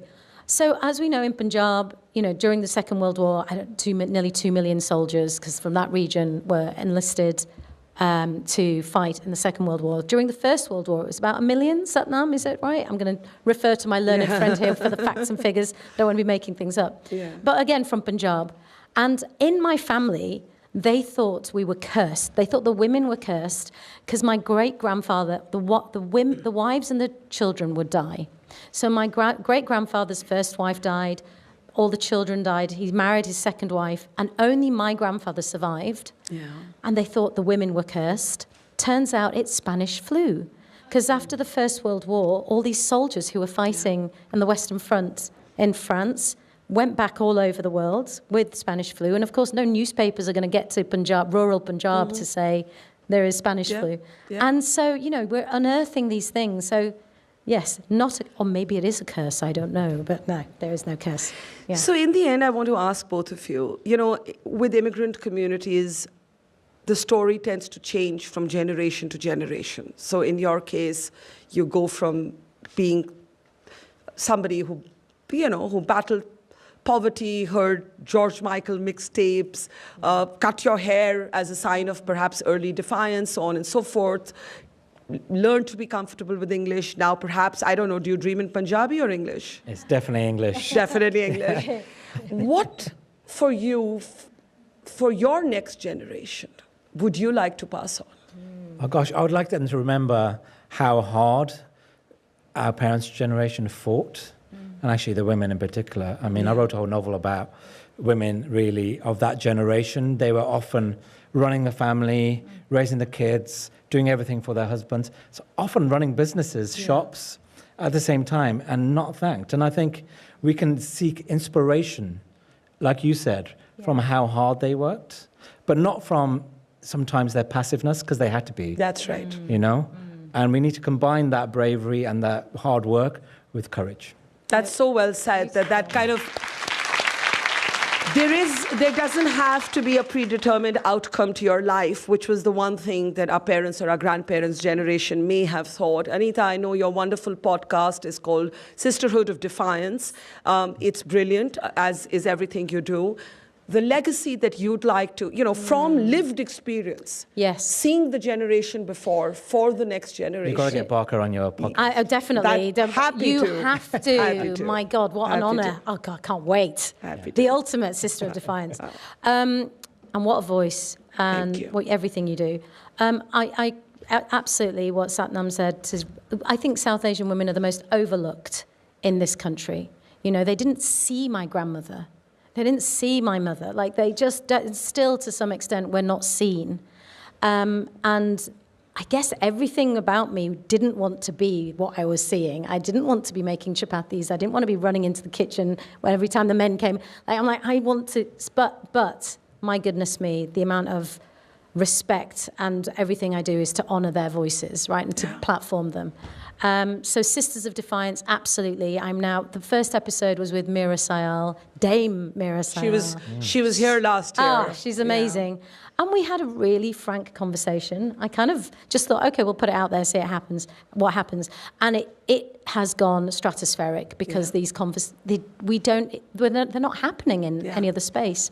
But the one thing I would like to see happen, and this is based on my experience of going to Punjab when I was little. I was really lucky. My mum is from India. Yeah. And she is like, it took us so long to get a British passport. She was like, I am Indian, I'm never getting rid of it. And it's only when we had to get visa every time we went anywhere. But we were taken to Punjab, and because my grandfather was in the army, all this tragedy happened to him. He lost his whole family. He had no hate in his heart. And Punjab is a land where, and I have been to north of the border, I've been to Pakistan, and I've been to see where my family lived on the other side. And it's the same food, it's the same traditions, it's the same language. And also, you know, you go around Punjab and there's mandars, there's gurdwaras, and there's, like, you know, I used to tie a red thread in the wherever the pirs were. And I feel like we need to remember that there's more that unites us than divides us. I mean, that's really important for me. Well, and it's really important for us to stand together as well, you know. I could talk to both of you for hours, but unfortunately, we don't have those hours. All I want to say in the end is may you keep telling the stories that matter, giving voice to those who don't have them. I think there's great courage in telling your own stories. Those are the toughest to tell. And both of you have, you know, it's very easy as a reporter for me to tell the stories of other people, but I think it takes special courage to tell your own deeply, deeply, deeply personal stories. So I thank you for that, and I wish you more power. May we have a great round of applause for our wonderful global change makers. And I want to, yes, you can show them more love. Go ahead. I want to now call on stage as we honor Satnam and Anita with our Global Changemakers Award, a very special guest who's come all the way from India to meet all of you. She's one of the Indian film industry's best-known faces. She was at Cannes recently, making us all proud of the very eloquent, the very super smart, and of course, the absolutely gorgeous Aditi Rao Hydari. Please put your hands together to welcome her on stage. Let's show Aditi some love. Hello. Thank you. Hello. Nice to meet you. Could we have the awards on stage? So this is Satnam and Anita, and I know you didn't get to hear all of their conversations, but they're absolutely brilliant writers. And I thought, before I ask you to honor them, I wanted to ask you something about the film industry. It's obviously a big thing here in the diaspora, yeah? How much does it impact culture and thought here? And is there something you'd like to ask, Aditi? Ooh, oh my gosh. Aditi, I mean, grab your mic. We all know. Okay, you will. I mean, how much? I mean, we lived two lives. We would go to the cinema and watch our whatever films in the cinemas, and then at home we'd all watch VHSs of Bollywood films, and like, I mean, it's how most of us accessed India, right? Yeah. If you hadn't been there, it was. What would I like to ask you? I'd like to ask you: are you getting the roles you want? Like, I feel like you took my question away from me. I think you're please. incredible, by the way, and I love this new young cohort of actresses, and I just love the kind of energy that you have, and I follow you on Insta. But yeah, are you getting the roles that you want? Are there good roles for women in Indian cinema? Hi. Good evening. I know. Just sort of jump right in. You like literally dropped me at the deep end of the pool. Okay. So I think there is change. Things are changing. But I think we have to demand that change. And I think we have to live that change. We have to make our choices, be comfortable with our choices. We have to learn to say no. And I think we also need to think for the longer term and not for a short term. And also, I really, really believe that ultimately it's about cinema and it's about artistry. So if each of us can prioritize that, I think we will make the right choices. And it's not about figuring whether it's, you know, you don't see the result of that immediately always. Sometimes you see it as you go along. And I think that's where the magic lies, in just believing that you are making the right choice and your intentions are towards that artistry, yes. So it is changing, but it's a little baby step at a time. It was a big question. Yeah, it was a big question. question. I will pick up where you left off. But may I ask Aditi to do the honors? You can take this there. And Thank you so much. Aditi? I feel like I don't deserve this. but Oh, come on. That's Anita's. I definitely don't deserve that one. I That's can. Anita's. Thank you so much. Thank you. What an honor. Thank you. Thank you. I'll give this to my mum. Oh, that's nice. That's nice. Let's have a big round of applause for Satnam and Anita. Thank you. Thank you. Thank you so much. Thank you. See you next time. And welcome. Let me give you another big welcome hug. So happy to be here. Finally. Come. So can we please welcome the lovely Aditi Rao Haidari. Thank you. We finally get to do this, so thank you for coming all the way. Aditi has to go from here to do a shoot straight in Hyderabad, and she just made all of this time to meet all of you, so let's really show her some love. Thank you, thank you, thank you. I'm very happy to be here, and it's a very huge honor.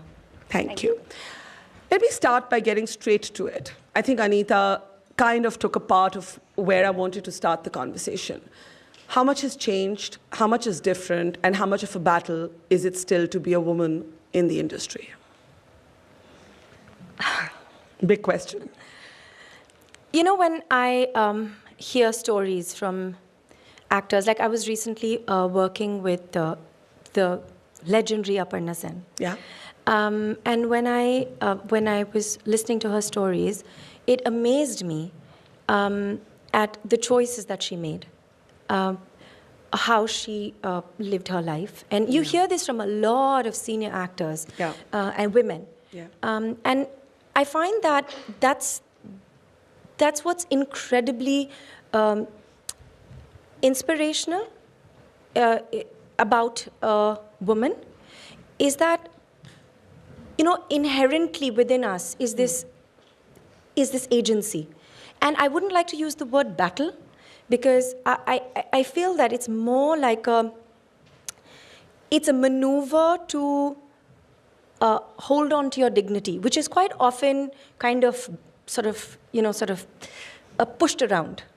And I find that that kind of power and that kind of strength and resilience really lies with the woman. And I think at each stage of a woman's life, whether she is a person who, you know, does the incredible task of running a home, or goes out there to work, or is an artist, or whatever it is that a woman does, I think they really, really, really sort of hold up so many aspects of what it is to just live a life, bring in the nurture, not only to themselves, but also to the people around them, and also really, really show the power. And I feel that every woman does that because she chooses. She chooses to do what it is that really makes a difference, not just to her, but to her being and to the people around and to the work that she's doing. And I feel like change, you know, is something, there is an obvious change that you see, and there is a change that one feels with every choice that one makes. And you might not see it immediately, but you make it for the people who take over from you. And I feel that every woman in the film industry, especially, because I've heard stories from them, whatever decisions they made, you know, have impacted us. And I think whatever decisions we make will impact the girls who come after us. And I think that's what's really, really important, to do what is important now, but to also understand that there is a long-term result that you see of every decision that you make. So to cut a long story short, I think there is change. We don't see it quite obviously, but with each little decision that each one of us makes, and honestly, that is our own responsibility. You can't, you know, keep like, okay, you can sit here and say, this is a problem, that is a problem, this is an issue, that is an issue, but you know, that issue lies with other people. What about yourself? So I feel that the individual responsibility to live the life that you believe will create change is very important to live. Does that make sense? It does make sense, and I'll connect it to something else you said. You said we must learn how and when to say no. Yes. it's not always easy for a woman to say no, either because we're conditioned, Yes. or we are conflict averse, or jhagda nahi chahiye, we don't want to fight, Yeah. we want to keep the peace, or we feel we lose out on a job opportunity or a role. Absolutely. Yeah. One of And the- you're judged. And you're judged. And you're Yes. judged no matter what you do, Yes. no matter how you dress. Yes. Yeah, all of that. Yes. Now, I want to ask you, we have seen something quite important happen in the film industry in the last, I would say, month, where you've had a director of a major film, Petty, actually come out and apologize and remove some scenes because the female lead in the film did not feel comfortable with how she was filmed. I'm talking about Janvi Kapoor. And the director then issues a public statement and says, this should, I didn't want to do this, I didn't want it to feel like this, I'm removing some of the scenes. How important do you think was that moment, and does that give the space to other women? And I know you work across language industries, from Hindi to several states and several industries in southern India. Does that empower women to speak up about how they're represented, or is it easier said than done? Because the fact is that when Deepika Padukone spoke about an 8-hour work shift, she lost work because of that. There was furious debate, so on and so forth. So it isn't easy, even for somebody like Deepika, to actually speak up. I don't want to take specific instances because we know what happens on social media. Do you think people will come after you? It's not that I fear that they'll come after me, but what I don't like is that the point that one is trying to speak about, or what is important gets swept under the carpet, and what is sensational then gets picked up. And I think that's just very sad when that happens. Sure. And the thing is, okay, so I have to tell you that my cousins and Siddharth and my superpower, they say that my superpower is that I manage to say what I want to say, and everybody is just looking at me because they're not quite sure whether I just said something that was not acceptable. No, it was acceptable. Yeah. Okay. So here's what I want to say. I want to say that what I do find problematic is if a male star, and forget the film industry, in every walk of life, if a man stands his ground and says that something is not okay, for whatever reason, that is considered strong, powerful, exemplary. But when a woman does that, she's difficult. And I think that's really, it's very basic, but it's not okay. And I feel... And I also feel... that was straight bat. Like everybody understood what you said. Yes. But because it's true. And agreed with it. Yes, but because it's true, right? And I feel that every man sitting out here, regardless of gender, I think you must agree with what I'm saying, because that's what happens. Yeah. And we do that ourselves. Yeah. Each one of us, we have to ask ourselves, do we not do that? Yeah. Why is a woman not taken seriously? Why are her cheeks pinched? And she said, don't worry, it'll be handled, when she's trying to make a point. And that has happened with me too. And I'm saying, a person works for so many years, and you have just spoken about somebody who has proved herself over and over again. She's worked for so many years. She's wonderful. She's a strong woman who has made her own choices, lived by them. Why should she have to explain? Mm-hmm. And why is what she needs at that particular time in her life not important enough to consider? Now I understand that there are many things that possibly aren't available to us to discuss or know, because a lot of these discussions aren't really, so we only hear the sensational part of it, right? Mm-hmm. But I feel bad that the conversation that should be had and the conversation that is important is swept under the carpet. And what becomes the most important, what I said, is the sensationalism of it. And that there is a huge problem in that. So I feel that for a lot of women, and again, I don't want to say women, I want to have a humanitarian approach to this and say, why don't human beings feel safe enough to... Is that social media? Is that the toxicity of social media? I think that's the toxicity that lies within us, because what is social media? It's also human beings who are sort of anonymous, nameless, who get onto social media and say the things that they do. Now, I can say that how do they live with themselves, making somebody's life so miserable, but they do it, right? So that's the toxicity that inhabits every human being's brain and heart.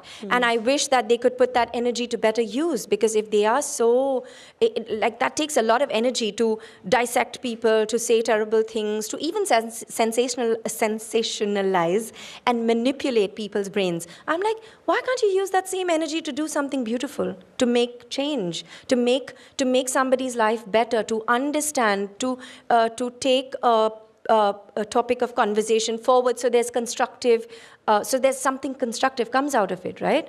Have you taught yourself to read past the comments on your social media? I ask this more of women than of men, but I also ask this of men. I mean, Saif was here earlier, and we were talking about social media and what happened after the stabbing, horrible stabbing in his home. Yeah.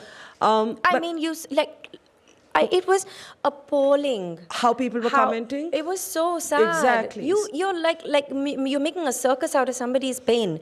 It's not okay. We're human beings, you know. And so I want to ask you about yourself. Do you read past comments, or do you read what people say about you? So I learned this. I've been working since 2011, and obviously when you first start getting a lot of love and you get famous and people start recognizing you, that's very exciting. I love it. I love to be loved, and I make no bones about it. I love to give love, and I love to be loved. But I also want to find my equilibrium in this crazy place, because I can't believe my own myth, right? Yeah. And one of my dearest directors said that it's very important as an artist, if you start believing your own myth, then you start growing. And it's very important to be a little curious child. So even when I'm dealing with social media, though that curious 5-year-old is very much alive in me, yes, and I'm dying to see what people have written, but I've learned that for my sensitive heart and brain, I don't need to know what the entire world is saying about a particular performance or a particular outfit. And I do that because as an artist, I must value criticism. But that criticism must come from a constructive place, and it must come from love and kindness, and it must not come from a place where they want to tear you down and tear you to shreds. So you basically then can't. Basically, they want you to not be confident. Something, I don't know Something what it like is. that. And I can't even imagine that human beings, like people would want to do that to another person. So I don't read comments. To cut a long story short, I don't read comments. But if I chance upon something, or I chance upon some random rubbish sensational thing that is written just for clickbait, it does hurt. Yeah. It's not like it doesn't hurt. But I really value what my mother told me, and still tells me, is that you be the best version of yourself, because that's all that you can control, right? Yeah. And but you know, everybody has soft spots. Of course. And last year Karan Johar was here, and he said, I don't care about what they say, I don't read anything. And he said, but there was this one time when a comment by a troll really broke my heart, because it was about my children. And he said that he reacted to it. And the cardinal rule of social media is never engage with these sort of comments, but he reacted to it. So like, when you see something that's really hurtful, firstly, if I can ask you, what's like the most hurtful thing that you've heard said about yourself that is so appalling that you're like not able to ignore it? Is it like, do people talk? I've had women on the stage that say people comment on the color of our skin, our weight, our clothes, like deeply personal thing. Marriage, relationships, like everything is considered fair game in the world that we live in. What is it that you haven't been able to ignore that has really, maybe for that moment, either broken your heart or enraged you?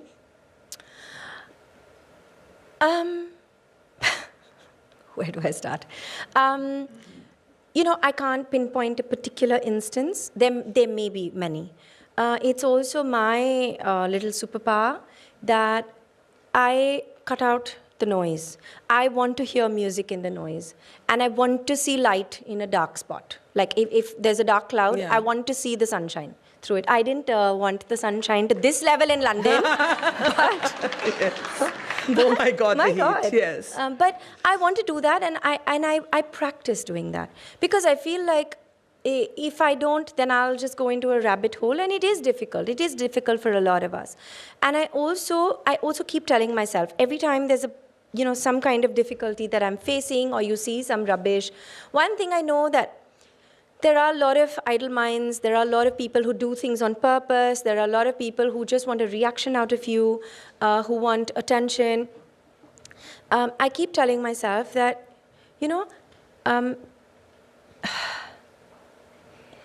what do I tell myself? I tell myself this. I want to actually continue with what my mother says to me, is that I be the best version of myself, and if somebody wants to waste their energy, like doing this and being this, it's really their problem.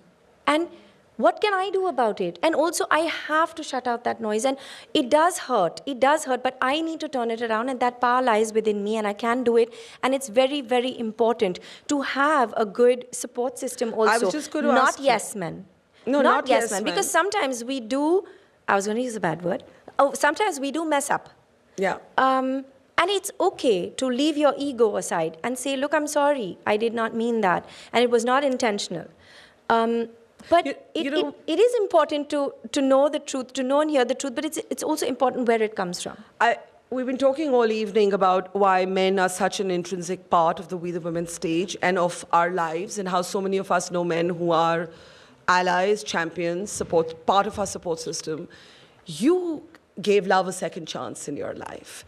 And I like to look at relationships that convey or exude equality and partnership and call them an equal music, and say that maybe all hope for that sort of equal music in our lives. How much has that given you a sort of corner of the sky that is your own, where you always see the sunshine? And I don't mean to romanticize any relationship. No relationship is always roses and, and cream. But how has that been for you to have a supportive partner? I think it's one of the most beautiful things, And so here again, like, yes, it's very important to have a supportive partner, but it's also important to have a supportive parent, a supportive team, people, anybody who is that close to you, physically and emotionally. I think it's very important to be able to be honest, and to also sort of... You're both actors. Yes, and I was coming to that. And I was going to, before you come to that, how do you keep your life real? Because as you said, you don't want to believe the entire mythology that comes with fame. You love the fame, you love the attention. But when you're married to another actor, and that is therefore, in a way, that universe which is lived in the public eye, what is the most ordinary thing you guys do? Oh my God. So I have to give a lot of credit to Siddharth for this.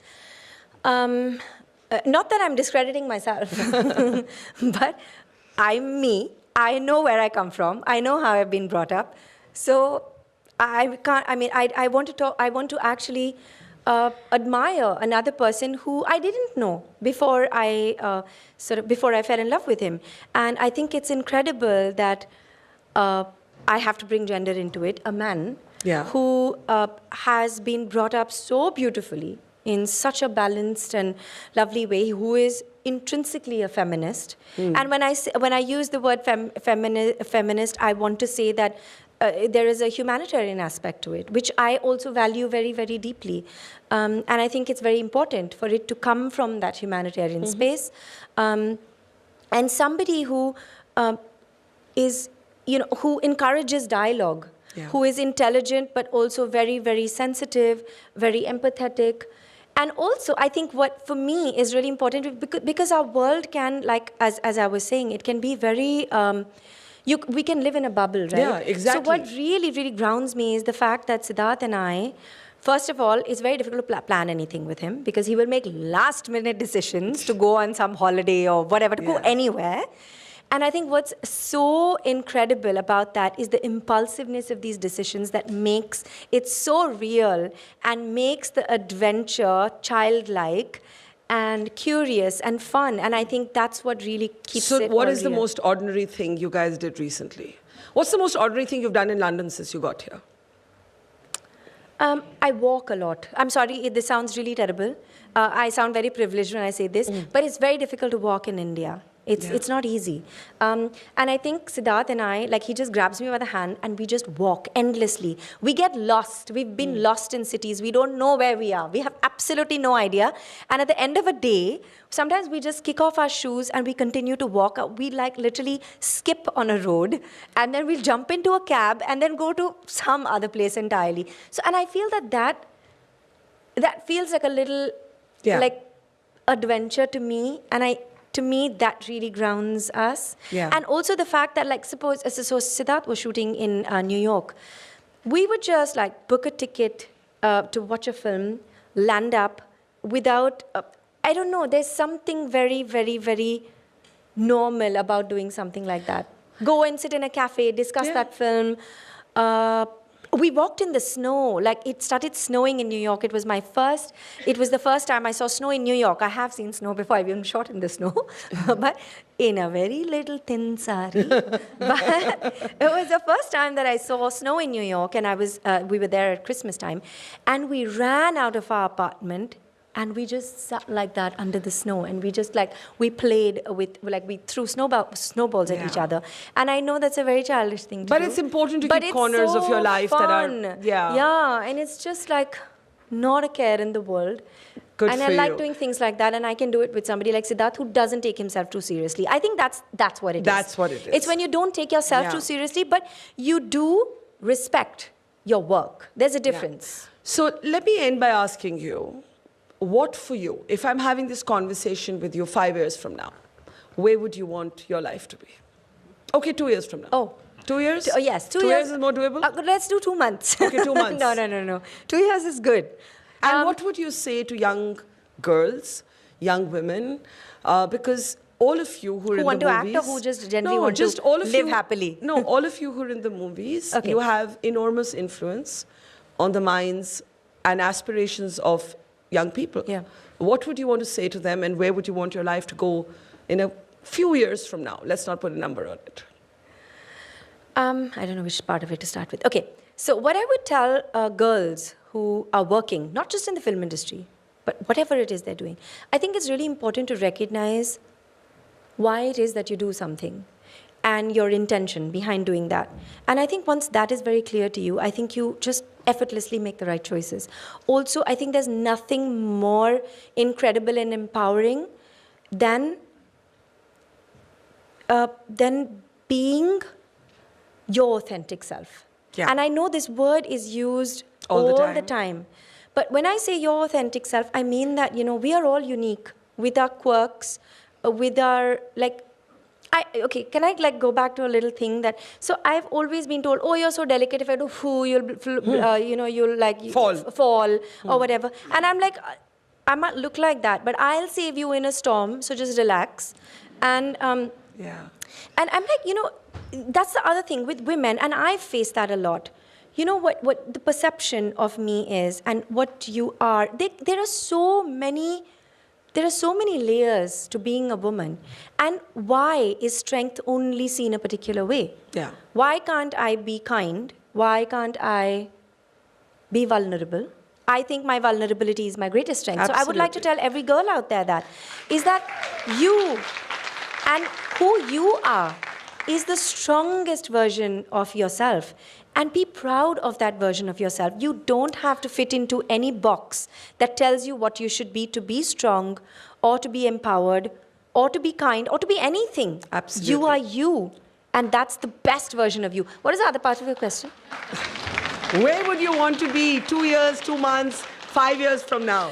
Okay, this is a very nice question because, the thing is, when you want change, sometimes you're battling it. And I know it's very important to battle it. And there are amazing people who battle and who really, really sort of go out there and take on the world. For me, I might do that too. But I do, and it might not be obvious the way in which I'm doing it, because I do it in my way.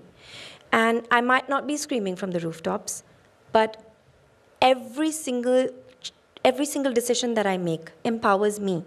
And I want to keep doing that. And I also want every decision that I make and every fight that I fight, I have to use that word, but I want to do it with love and kindness. Yeah. And I want to always keep doing that. And I want 2 years from now for the artistry to keep inspiring me, for my little 5-year-old self to still be curious, and for me to always be in love with Siddharth, with my mother, with my work, with my directors, with my ADs, with my assistant directors, with life. I want to live life with love, curiosity, and artistry, and I want to keep doing that. That is beautiful, and may you never lose. May you never lose that 5-year-old child in you. Aditi, thank you so much. Thank you. It's been incredible. We wish you power and love. And before we move on, I want to welcome our lead partner, Vedanta Group's chairman, Mr. Anil Agarwal, on the stage. If we can have him to present Aditi the Global Changemaker Award. Anilji, please. And can we have the award on stage? I need the award on stage. And we must thank Vedanta for making it possible for us to bring We the Women to London again. So let's have a round of applause for them, because this incredible festival would not be possible without their support. Could I have the award on stage, please, as well? Thank you. Anilji, may I please ask you to do the honors and then say a few words? Sorry. Aditi? Thank you. Thank you very much. All the best. Let's have a big round of applause for this wonderful moment. I'm trying to recollect when my daughter got married in London. Yes.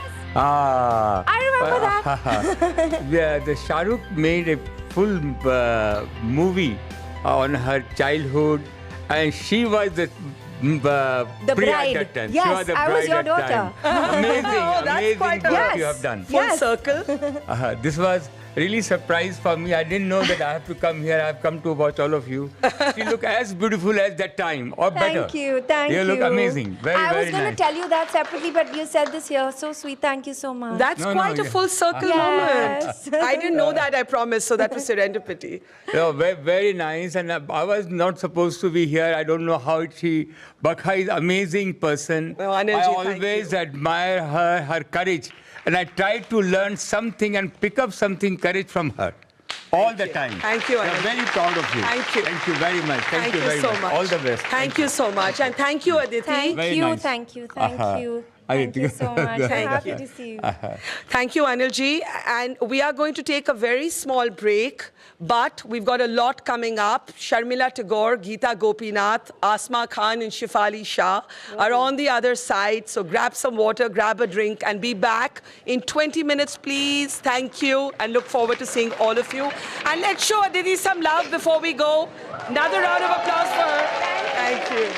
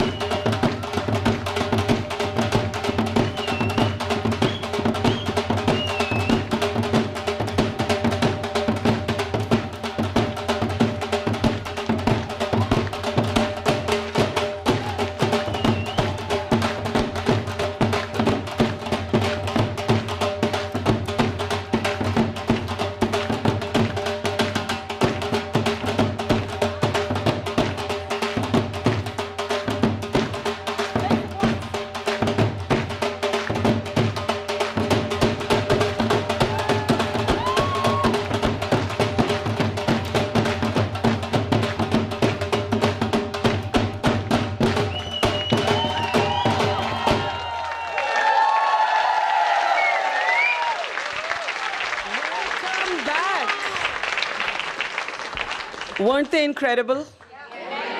They're called Miss MOD, and the MOD stands for, any guesses? Ministry of Dhol. I thought it was Miss Maud, and then their dad told me backstage, it's not Miss Maud, don't say Miss Maud, it's Miss MOD, which is the Ministry of Dhol. Welcome back, all of you. It's been an incredible evening of community, conversation, celebration, and above all, sharing, and welcome. Tell us, come here, don't be shy. After playing those dhols, you can't be shy. I'm just trying to look at myself in the camera. That's a good thought. Tell us your names. I'm Selena. I'm Ria. I'm Namrita. And what are your ages? I'm 22. I'm 17. I'm 19. Fabulous. How did you? Okay, firstly, how much does that dhol weigh? I mean, we're pretty strong, so it's not that bad for us. But really, what is it? Honestly, I don't know. You don't know? No. We're just too used to it now. We wouldn't even know. And how old were you when you got into this? I was 7. I was probably about 11. I was probably 10. And this is all thanks to Dad? Oh yeah, Mr. Pritpal Raj. Dad is hiding in the wings. Can we have Dad up on stage? He's being a shy father. Come on. We've spoken all evening about the men who champion our lives and support them, and this. Are all of them your daughters? Namrita and Selena. Okay. Ria, I mean, yeah. Like your daughter, Yeah. adopted daughter. How did you get the girls into Ministry of Dhol? Well, right, so basically, I mean, my daughters, Selena and Namrita, I mean, they were just like me. They were exposed to music since being in the womb. Mm-hmm. I mean, a quick story. When I was in a band called Asian Dub Foundation, and thank you. And we were doing a gig at the Royal Festival Hall, and my wife Dolly, she was pregnant with Selena at the time, and what happened was after the show, she said, "Well, every time you came on, she started just kicking and moving around."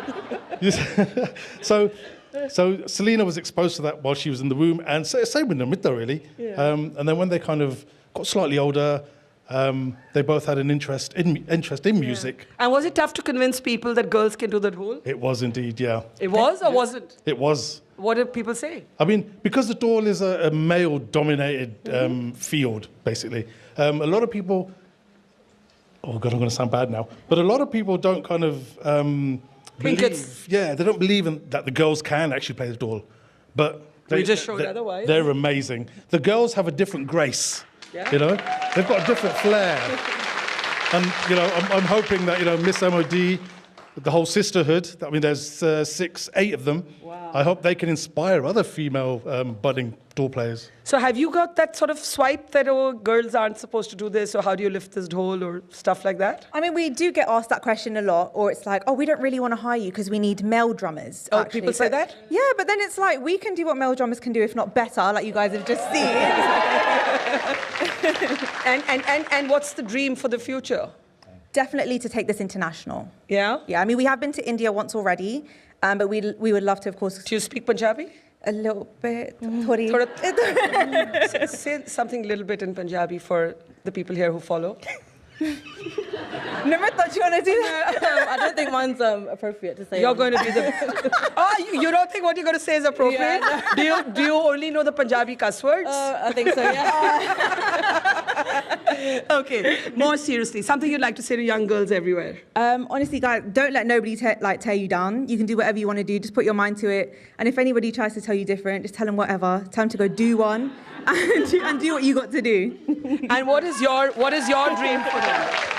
I'm hoping they can inspire other females and get bigger, and hopefully females take over the whole dhol industry. We will. So could I please have Miss MOD's award on stage? And just while we're getting that up, what's been the toughest thing about being a female dhol player? Oh, that is a hard one because I try and make it the best experience.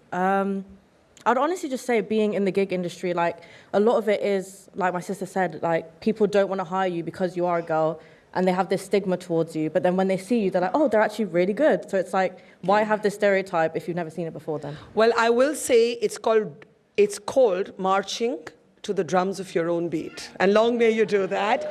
From all of us, this is for you. More power, and may there always be music and freedom in your lives. Can we give it up for Miss MOD. Thank you. Thank you.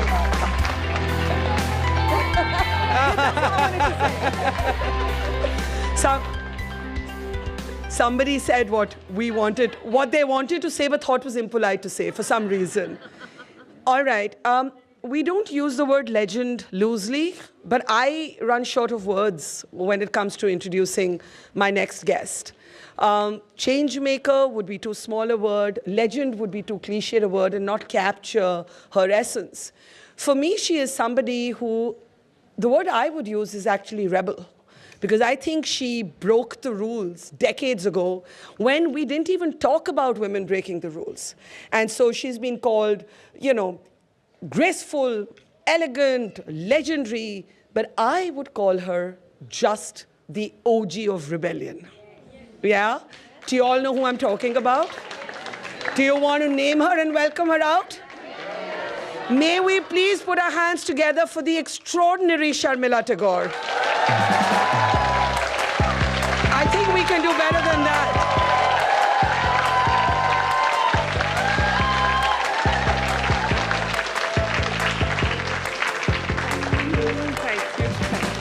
Please.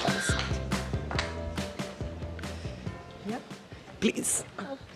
Sink into this. Sorry. You can take a cushion to lean against if you'd like. I'm okay. Are you comfortable? Absolutely. So, the idea is to go beyond the cliches and get a sense of who you really are and who you've really been. I know it's a tall order for... Do I know who I am? Hold the mic up, though. Okay, all right. So, I was saying that everybody calls you a legend, which you are. Everybody calls you iconic, which you are. Everybody calls you elegant and beautiful, which you are. But I think you are a rule breaker. And I think you were a rule breaker before it even became fashionable or common to talk about women breaking rules.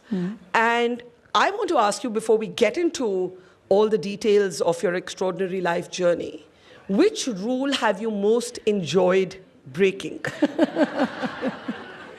Oh, gosh. I don't know. I mean, when people say I'm a rule breaker, I don't think I've intentionally broken any rules. But I remember way back in school, maybe that's not what you want to hear. No, I'm happy to hear it. I think that's where it started.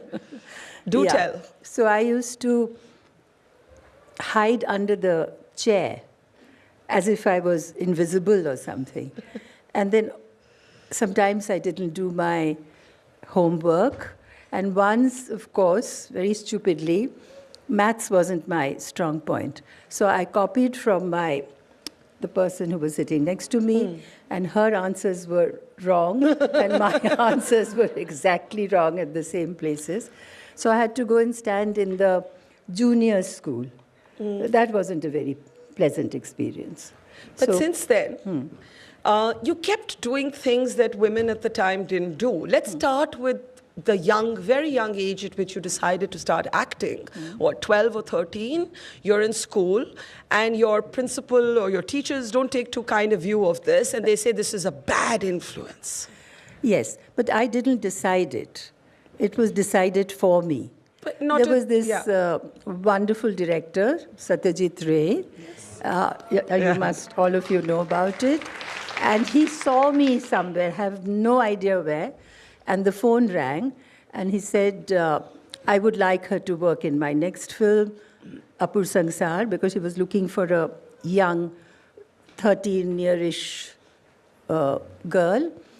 So my father, of course, instantly agreed, because he was very popular with so-called, Sharif Bhadralok, So they approved of him. It was not just any filmmaker. But my principal of the school objected. And she said that she'll be a very bad influence, although I was a good student. And anyway, so my father said, of course, then she will leave the school. So all this was decided without consulting me, but I would have probably also agreed. So I left the school and went to an English medium school. And before that, I was in a Bengali medium school. So it was at the age of 13 to suddenly, talk in a language I didn't know anything about. So that wasn't very pleasant. The film was a great success. Of course. But Aparna became the heartthrob of Bengal. But in class, when JB would ask me questions and I would get everything wrong, and she said, "What is wrong, Shamila? Because your mother is so good, speaks English, your sisters speak English. But why can't you?" I said, "Never mind, we won't go into that. You just teach me." And she would follow me everywhere. Yeah. If I was hiding in the library and she wouldn't let me play hockey, but she would, I had to assist her. She spoke to me incessantly. And then towards the end of the class, I just caught up with Macbeth and 12th Night stuff, and I was okay. But you know what a difference a good teacher can make. Yeah. Had she not taken me under her... She didn't give up on you. No, she didn't give up, and she chose me. I mean, I used to get very angry because she would ask me questions. How was your weekend? And I would say, wonderful. She said, no, I mean, what did you do? So she would make me speak, and I didn't have grammar, and I used to get very embarrassed. But, that's how. So, but I still think you're underplaying your non-conformism. I could take you back to the oft-cited example of the bikini shot, the cover of Filmfare. Yeah. The first woman... It was my idea. That I didn't know. Sharmila, hold your mic up. Hold your mic up. Okay, all right. So I think we have... Yeah, there it is. The picture is up on the screen. That is Sharmila. Yes. So what is the story behind this, and why did it need you, if I remember this correctly, to send a telegram to your husband? Because there was a huge backlash. So start with the story. How did this cover happen? I don't know. They wanted some photograph. This Dheeraj Chawla, I think his name was. But I said, why not bikini? Since you'd already done the swimsuit scene in an evening in Paris. Yeah. So, no, I hadn't, well, I don't know. I can't remember. Forget the chronology. This was just, I can't put it on anybody else. So I did this. I thought it'll look nice, instead of doing it now. I thought I'll do it then when I had a... But the backlash was, my God, it was the bikini, atoll bikini, the kind that happened when the bomb was exploded. Oh. And what happened after that. Yes, yes. So it was exactly like that. There was the bikini bomb. Bikini bomb. And then I went to Shakti Ji, quite crestfallen. I said, well, I'm not taking my...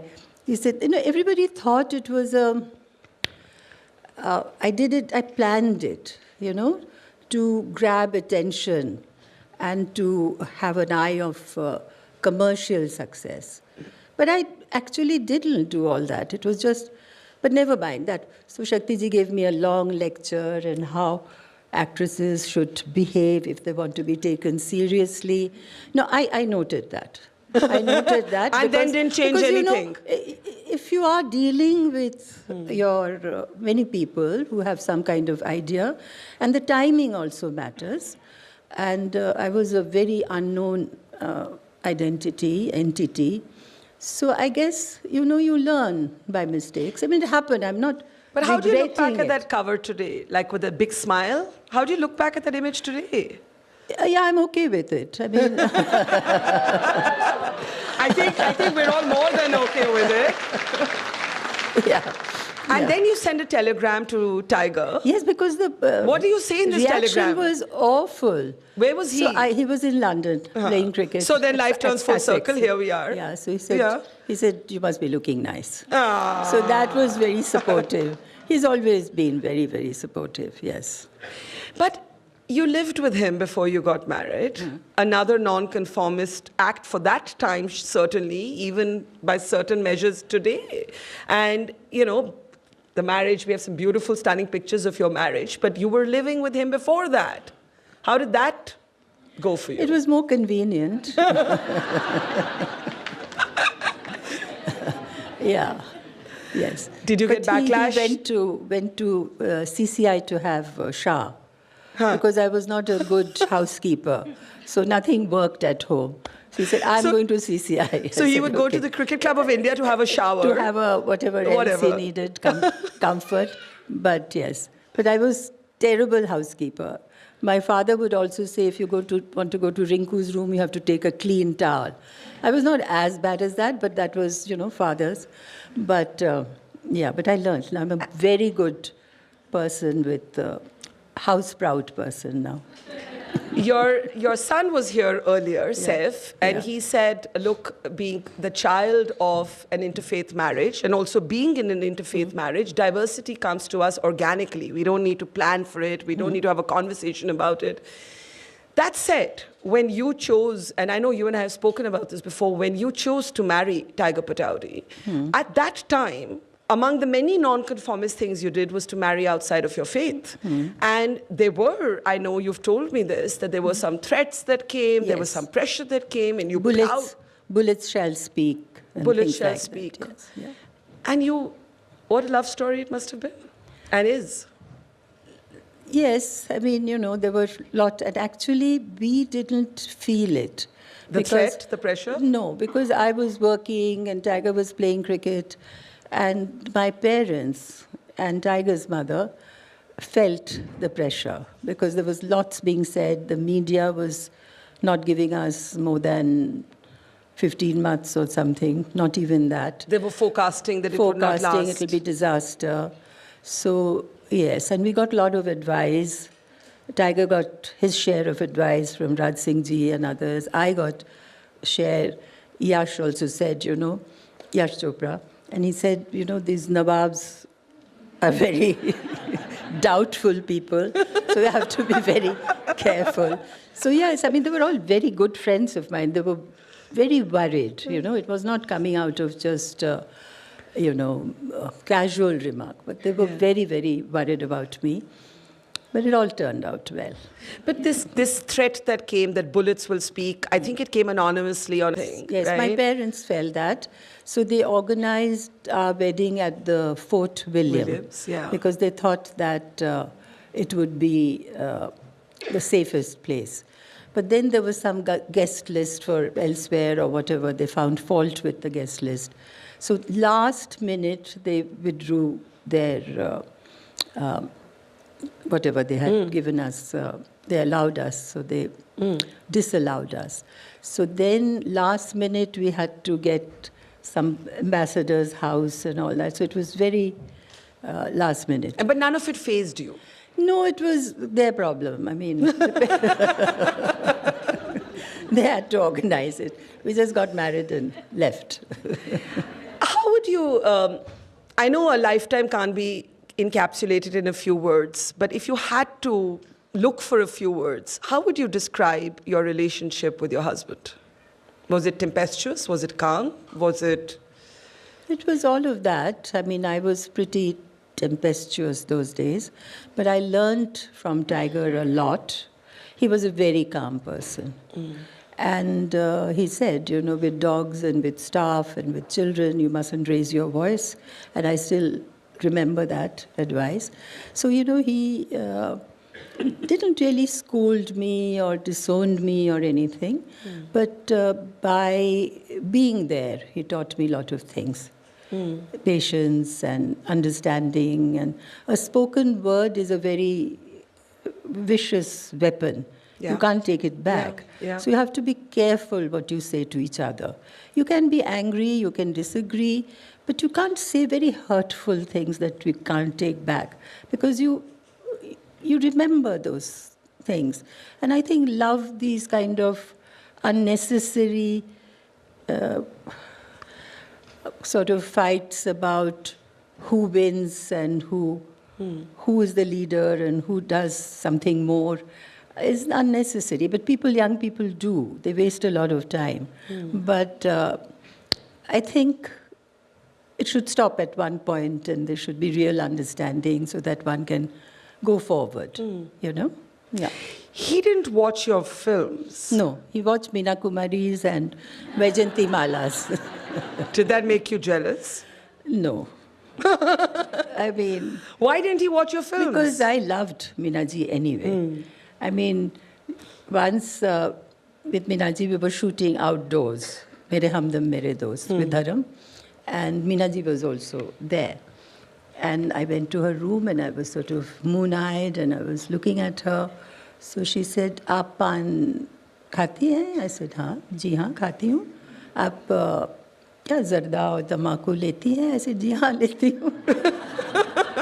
Then she made me this pan, which I put in my mouth, and I hardly got out of the... I thought I will die, I will explode. But that sort of, with everybody, like she would come to this kind of a gathering with all of you, and she would flirt with everyone. Individually. Everybody felt that she was talking to me. Yeah. So that's the kind of charm she had. And not because she was slim, or by that time she had put on weight, but it was her voice and the ability to get through to people. So, there was something to learn from her. So when Tiger was watching all of these movies of Vijanti Mala and Meena Kumari and not yours, that didn't pinch even a bit? No, I mean, may have a little bit, but what's the point if he didn't enjoy it? I mean, why did you watch cricket? Yes, I did. Did you enjoy it or did you? I didn't know anything about it because I told Peter May, I mean, I usually start from the high level. Yeah. And I said, that late cut or sort of leg cut or something, which was wrong. It was late cut. So he kind of kicked me under the table. And then he said, "You will not speak about cricket. It will be in our Nikanama. It will be one of the, But since then, I've learned a little bit. I learned to be quiet also. I don't give gyan to cricketers, but I do know a little bit now. Would you say that it's quite unusual for two such driven, talented people to not be totally immersed in each other's central spaces, but still have a beautiful love between them? I mean, today's generation would say, "I don't have anything in common. He doesn't watch what I do. I'm barely into what he does," and then it would all just fizzle out. Or like, what was? I don't think you have to make people interested. No, I mean, you don't have to follow the same thing. Like if I want to watch a film and he doesn't want to watch a film, if I like to eat fish and he hates fish, we don't have to make them, imagine for 25 years somebody has grown up in some other atmosphere with a different influence, etc. And I'm growing up somewhere else. And then we meet and then there is a connection and you fall in love, as they say. And then you spend the rest of you obviously fall in love because of certain qualities, and then you spend the rest of your time to change that person. I don't think there is any need for that. I really don't feel. I know, but I'm just saying. But I remember when we got married, Tiger wanted the room to be frozen, and I was very cold. But now I can't sleep unless the room is frozen. I mean, air conditioning temperatures are So like with snoring a good cause of divorce. Snoring will be a good cause of divorce. That is really unacceptable. Then separate rooms. I want to ask you, how much has changed? By the way, Sharmila is, of course, still acting, still working. This is not a hang your boots moment at all. You were at Cannes recently. Gulmohar was beautiful.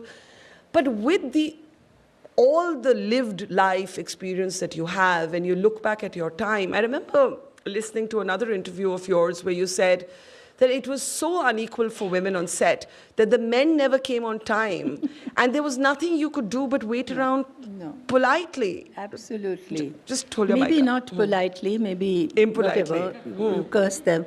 But yes, I mean, we would be ready with our, Buffon, those very famous Your Buffon. famous Buffon. My famous Buffon. And everything on time at 9:30. And these guys walked in, sauntered in about 11. And Shatrughan Sinha would come, I don't know, whenever he wanted to. There was Raj Khosla was working with Amitabh Bachchan and Shatrughan Sinha. Amitabh Bachchan would come Exactly on time. If it was 7 to 2, he will be there at 7.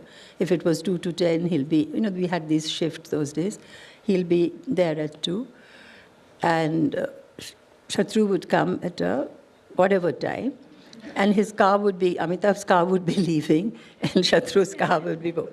So poor Raj Khosla lost all his hair. But could the women on set say to the men, we've been waiting here, why aren't you on time?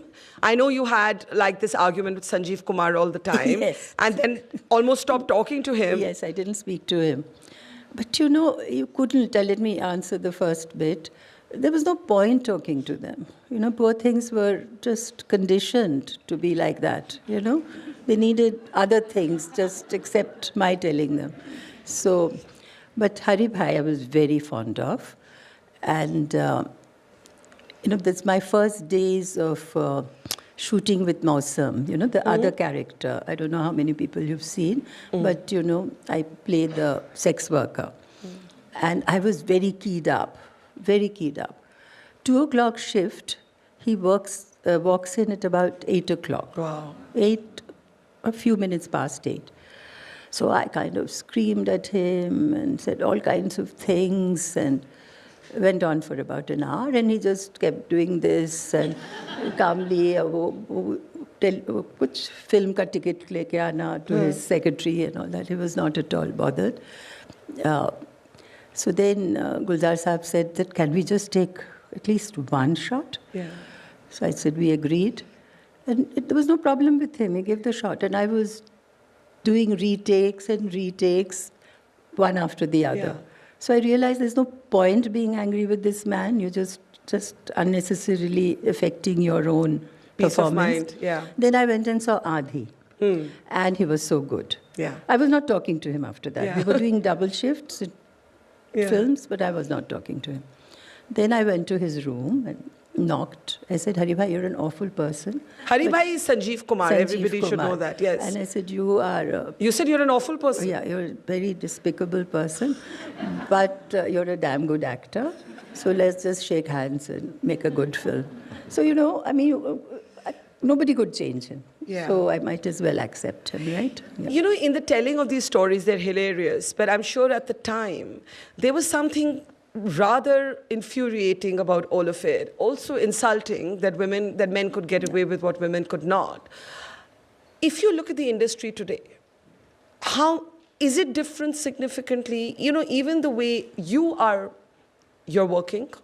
But many women say that as they get older, there aren't roles for them, there isn't work for them, whereas the men are still romancing girls who are, young enough to be their daughters or even younger.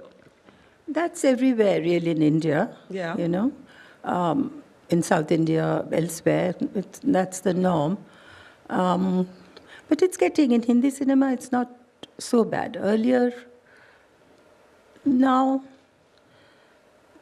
I don't know, I can't really answer that. Maybe it's a male-centric, although it's been proved when you go to the cinema, there are many women audience, But do you think that it's the men who are supporting film industry? I don't know the answer I to don't know. this. I've not really bothered about it so much because there's no point thinking about it, I think. But as an exercise, if you think about it, maybe it's male-centric or they feel that the stars bringing the audience, yes. I don't know. So they feel a little privileged about that. But I think now it cannot be tolerated anymore. People who do will not get work. Now Salman Khan would do a contract that whatever time I come, I'll work for 10 hours. If I come at 12 noon, then I'll work for 10 hours. Then the producer knows whether he accepts or says no. I know, but when it's up Deepika to him. asks for a similar contract, then it becomes a controversy. Well, yeah. So it's changing, but not fast enough. But changing slowly. Well, we'll hold on to what we can. Yeah, because, that's what it is. You you told your daughter Soha, who wrote about this, that you did not want her to marry an actor, which then, of course, she proceeded to do. Why did you not want her to marry an actor? Because they're so fond of themselves. They do. So you're saying that stars can only love themselves? Usually, yeah. I mean, there's not a single mirror they cross without looking at themselves and doing their hair. But you do know that you're a movie star. Does this apply to you? I don't see a narcissist in you at all. No, I think, I got tired of the mirror. Well, the mirror didn't get tired of you. But seriously, you obviously feel that there is something unreal about the trappings of this industry, that you didn't want your daughter to marry an actor. If you don't take it very seriously, I think it's a wonderful profession where you can be somebody else. And it's very, what's the word, very good experience, not heady. Like to be able to be somebody else, and not yourself, and experiment, go have that feeling. So I think that is a wonderful experience. For that start, sound to cut, you are somebody else, good, bad, indifferent, and no matter how badly you do or well you do, but you're not thinking, so you can become quite magnanimous, Like suppose you and I have a disagreement, but after working and good work, I'll say, well, it really doesn't matter, but how, we can. So I think it brings out that kind of, for me, work is very, it's a therapy that cleanses me, I feel. Yeah. Then I don't want to continue with, But how have you kept yourself insulated from that sort of heady, but sometimes corrosive sort of fame? And what is the most normal thing that you've done since you got here? No, the two questions. Yeah. I felt, because all my friends were outside of film industry. Really? Yeah.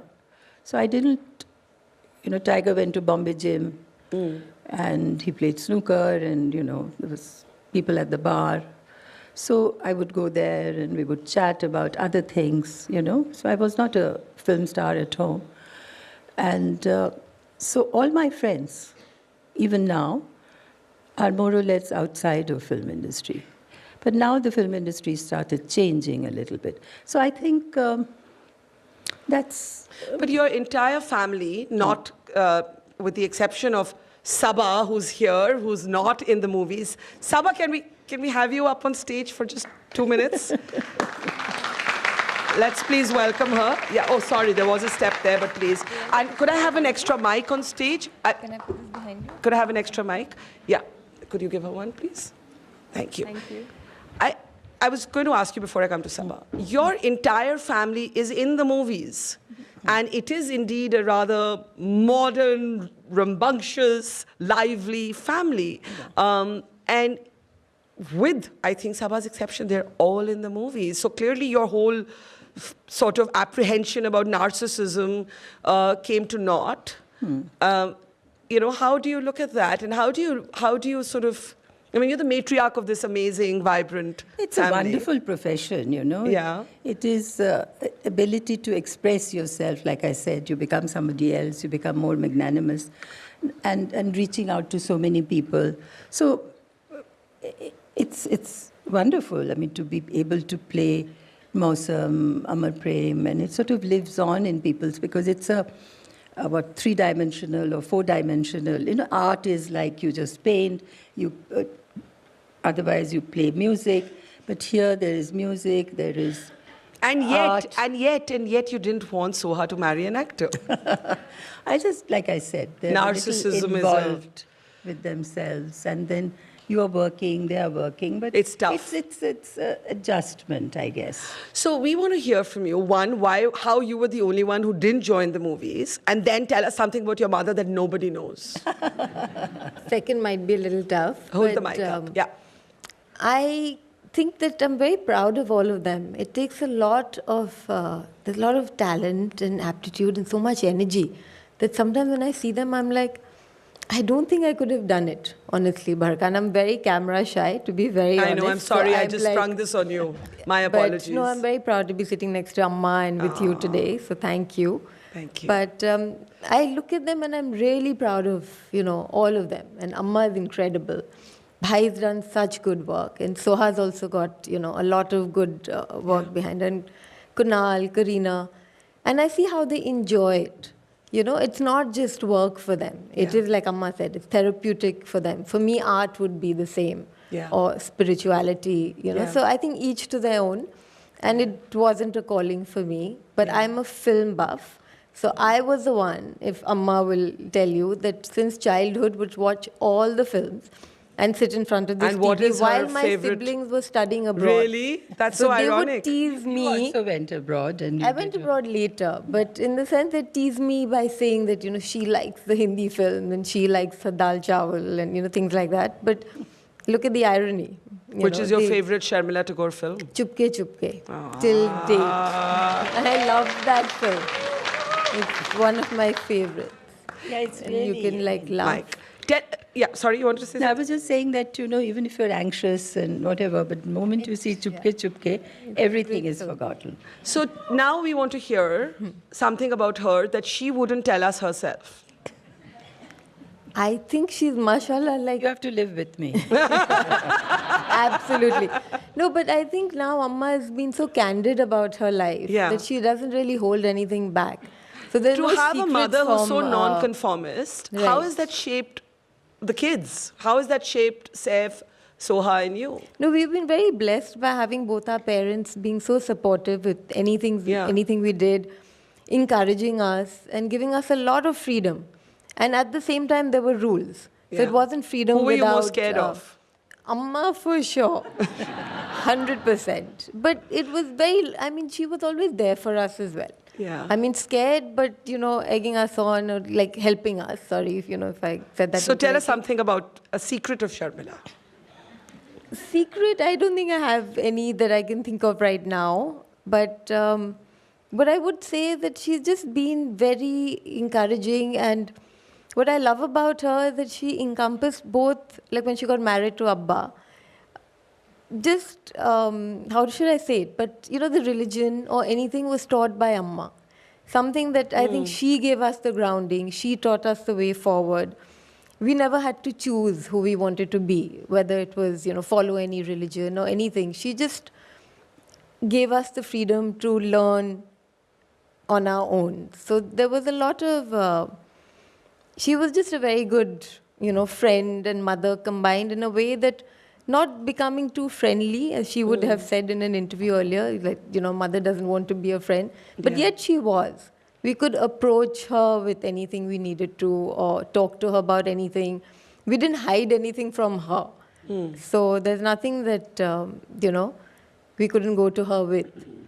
And So that whole sort of notion of faith and religion was an easy conversation, a natural yes, conversation, and yes. not complicated like people would make it out to be today. No. So I want to ask you, if a 20-year-old Sharmila Tagore was to walk down those steps just now, let's just visualize that for one moment, and meet this Sharmila, what would she say to her? I don't know. She would... Have you changed? Yes. How? Yes. Well, I used to be very short-tempered. One can't imagine looking at you. And I was used to be a little, very short. And Tiger told me that with the children, dogs, and something else. The help. Yeah, staff. The staff, yeah. You must never raise your voice. Mike, please. Never raise your voice. So, and I remembered that. So he had a lot of influence on me, Tiger. And I learned a lot. He was my mentor in many ways. How to behave and how to... what do you mean, how to behave? No, but how to conduct yourself in public and not... I learned. Otherwise, I was kind of very... rough around the edges? Impetuous and short-tempered, very short-tempered, especially when I was hungry. Which I hope is not the case now. So let's come to the end. What would you one thing that you want your daughters and your son to carry with them that also applies to all of the young men and women listening to this about dreams, about living your full life, about not getting trapped in being good women, well-behaved girls, something you've learned in your own life, given to your children that you'd want everybody listening to this to have? You know, Barkha, I won't do that because I don't like giving prescriptive advice. Prescriptive advice, because they are, all of them are grown up of a certain age, and if they haven't learnt it by now, I doubt it if they will. But they are good people, so we can have conversation, and they listen to me, they respect me, and respect Tiger a lot, and family, they're family-minded. So I don't see, but if I feel that there is something the matter, I can always talk to them in a different way. I mean, because like I said, now they're adults, I can't, but I have to put it in a way that they understand. But I will not keep quiet and say, well, this is okay. Like, say, a very old friend of mine, and they go to the same city and they don't see her. I would be hurt. Miffed, I would feel that you've known them when you were small, and had a good relationship. Why can't you make the effort? Because she's not going to be with us. So you're proper. Very long. At the emotional level, I feel the more people you know, the more people you are in contact with, the more friends you have, you're richer. Of course. Having people around you is very good. I mean, books are also lovely, and everything else is also, money is very good, but not the way people can help you. Your friends can. Lovely to say, I've known somebody for 50 years, or, you know, it's a good feeling. So, just before we close, 10 years from now, where will Sharmila be? From now? What do you want to be doing 10 years from now? No. No. What would you want to be doing? After 10 years, I would want to be like this. I mean, meeting people and being, able to read books. Because already my eyes are a bit dry, and it's a problem. But I love reading. I mean, continue the way I am at the moment. Well, don't change a single thing about you is all we can say. Thank you. No, really. You want to say something, Sabah? Yeah? I'm going to add and say that, Amma keeps threatening to retire. But mashallah, she comes up with another great performance every time she says it. Absolutely. So it was... No retiring. I did a Bengali film, no?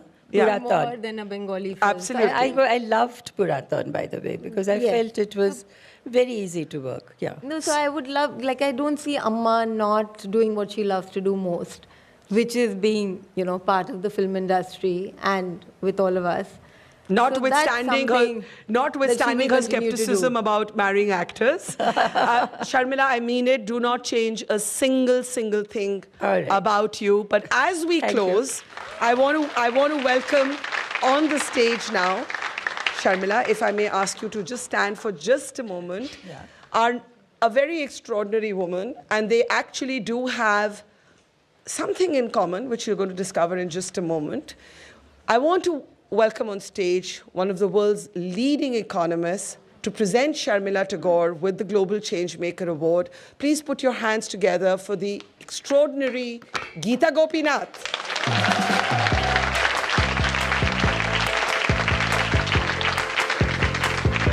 Thank you and welcome. And can I ask you to take your mics for just a moment? So if I remember this correctly, you were born in Kolkata? That's correct.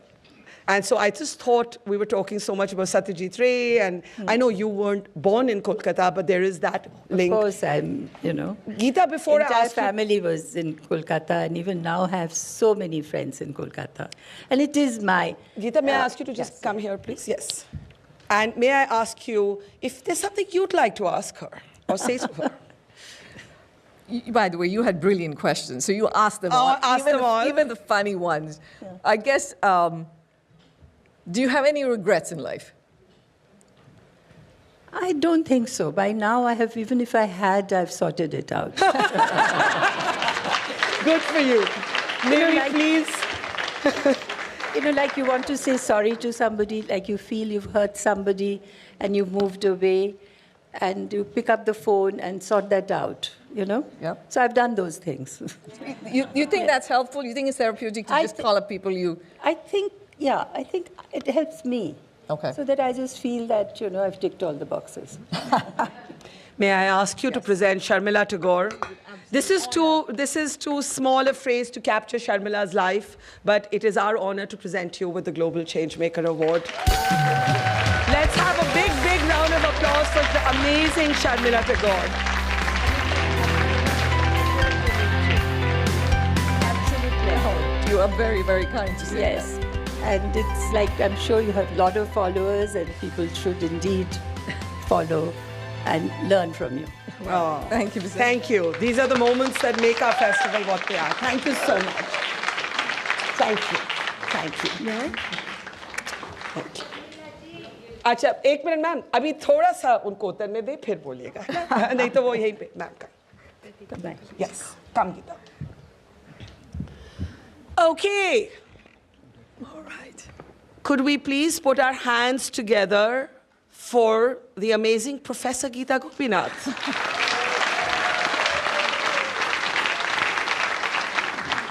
So thank you for being here. And there's so much to ask you about. But before we sort of ask you all the important questions about the economy, war, the impact on, I don't know, global trade, what's happening back home in India, let's talk about you. One of the things you did recently is that there was this big meeting between Donald Trump and Xi Jinping. And there was a photograph of that meeting, and they were just men in the room. And you posted that photograph on your social media account, and you said this is, you basically said, this is the end of merit, and the photo's up, I think, on our screens.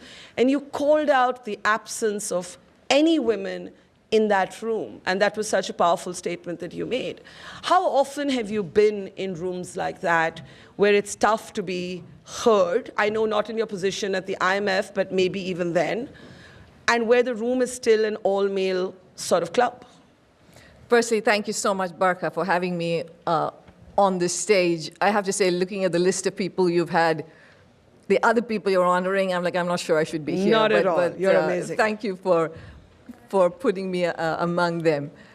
So, when I put that post up, the reason I did is because, for me, when I see a room like that and I see there aren't women there, it's not the point that, okay, we need women because we want a diversity of opinion. Yeah. Very often the woman is the better person for the job. And so, when I looked at that room and I said, how on earth, expletives aside, we are in 2026 and you have a room with 40 people. It was not like 5 people or 6 people. 40 people, the 2 biggest economies of the world, half of them are women who are contributing to that economy. And somehow you end up with not one single woman at the table. So that struck me as just that's why I put it out as a painting of the end of meritocracy. Right? So, and I've done that all the time, because every time people ask me, isn't it good to have women in the room because women care more about poverty, they care more about inequality, they care more about gender issues. And I always say this. I say, no, I'm the better macroeconomist, which is why I should be in the room. Well said. I think you told me once, a few years ago, that you were the chief economist at the IMF, and you went for a conference somewhere, and you were going to meet your counterpart, and somebody who is the central bank governor or deputy governor of that country comes and sits at the table and says to you, without knowing that you are the chief economist, you're in the wrong chair.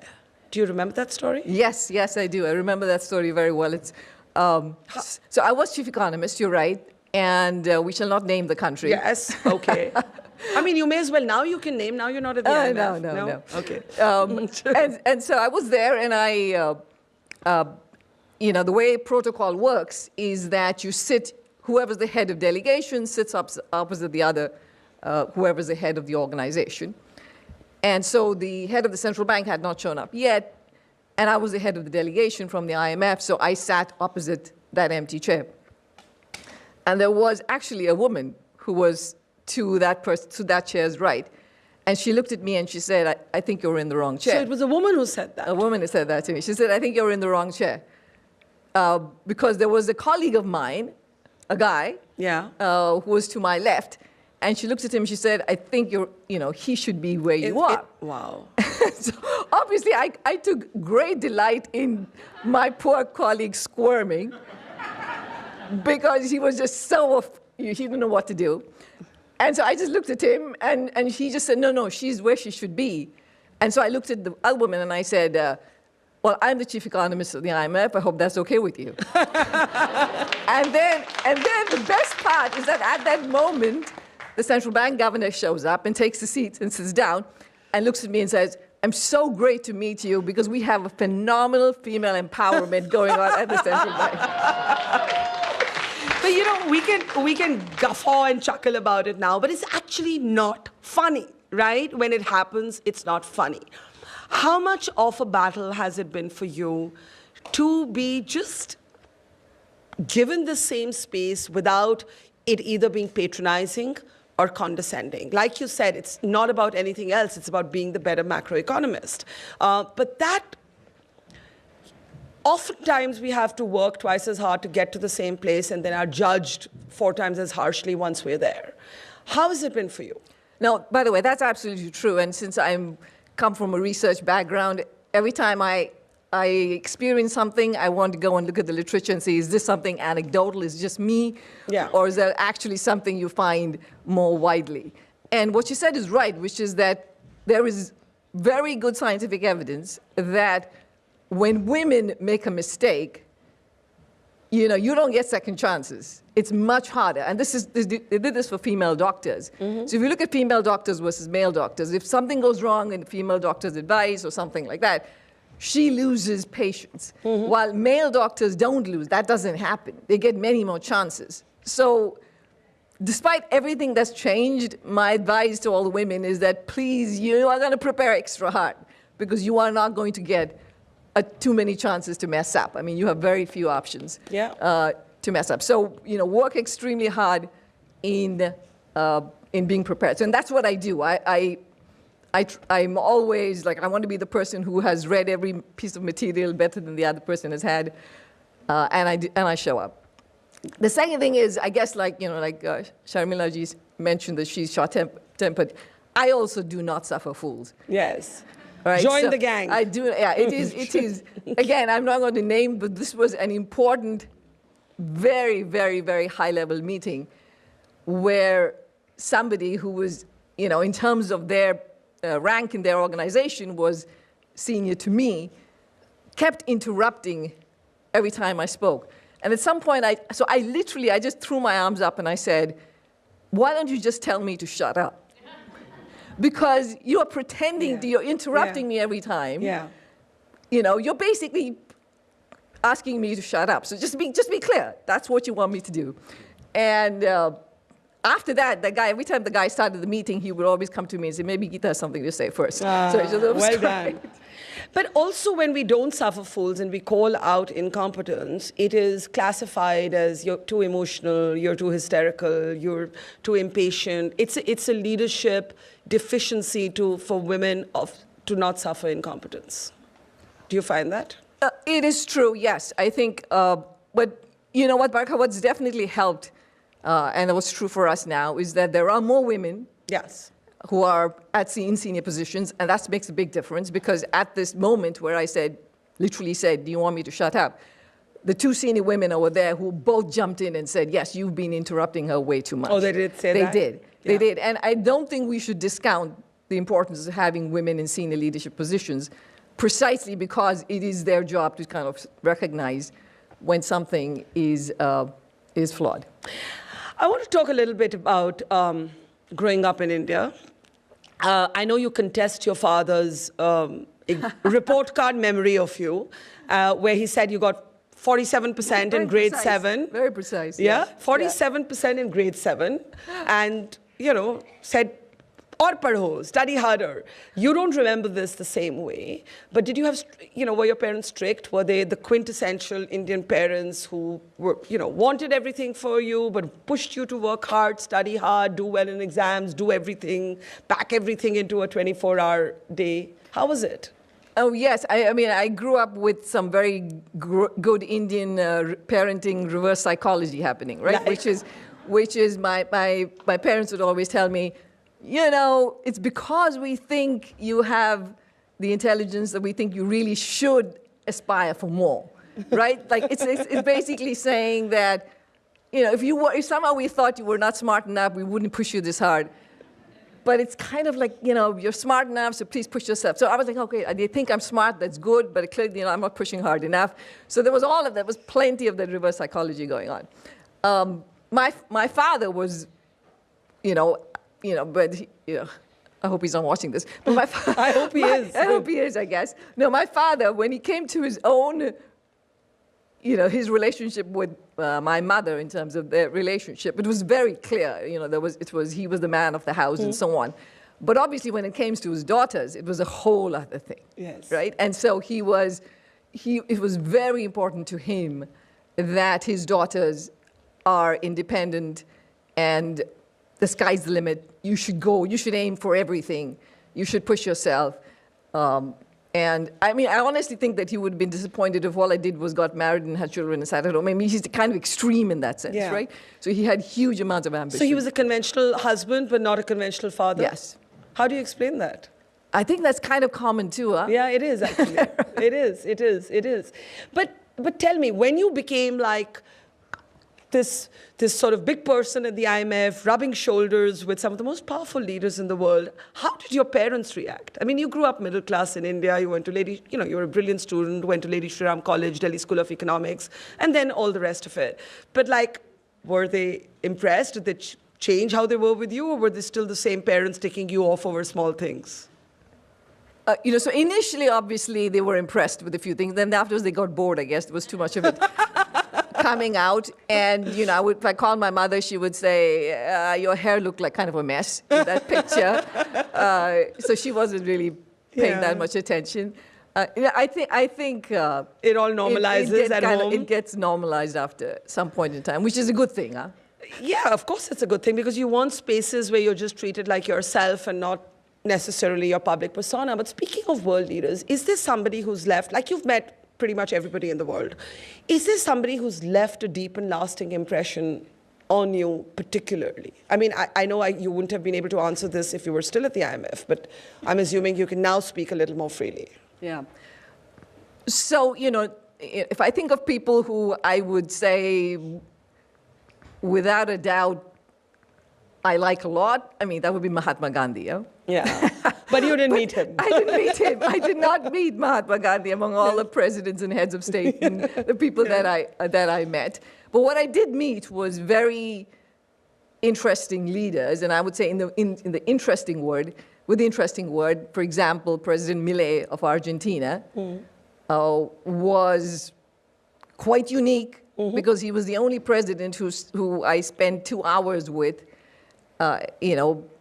having a one-on-one conversation, and he's an economist, so he started writing equations on a piece of paper, and we were staring at it, and so that was fun. That's rare.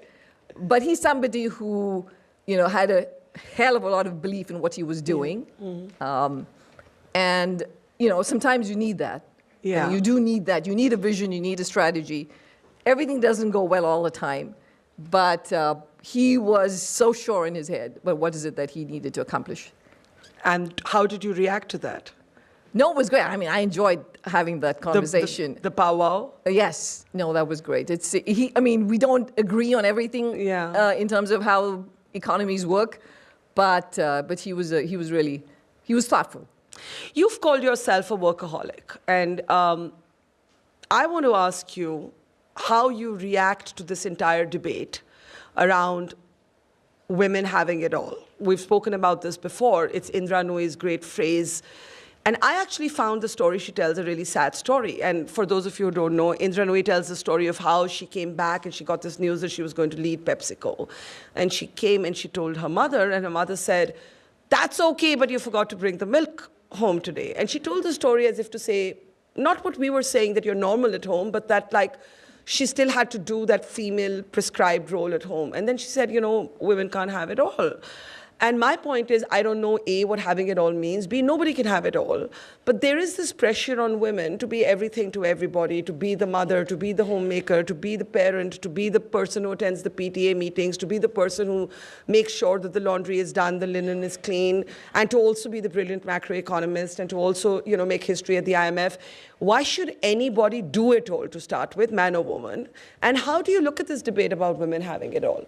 Yeah, and then people wonder why we have a fertility problem. Yeah, right? exactly. With all the pressure you put on women. Exactly. So my philosophy, and maybe I've, been, anyway. Say it.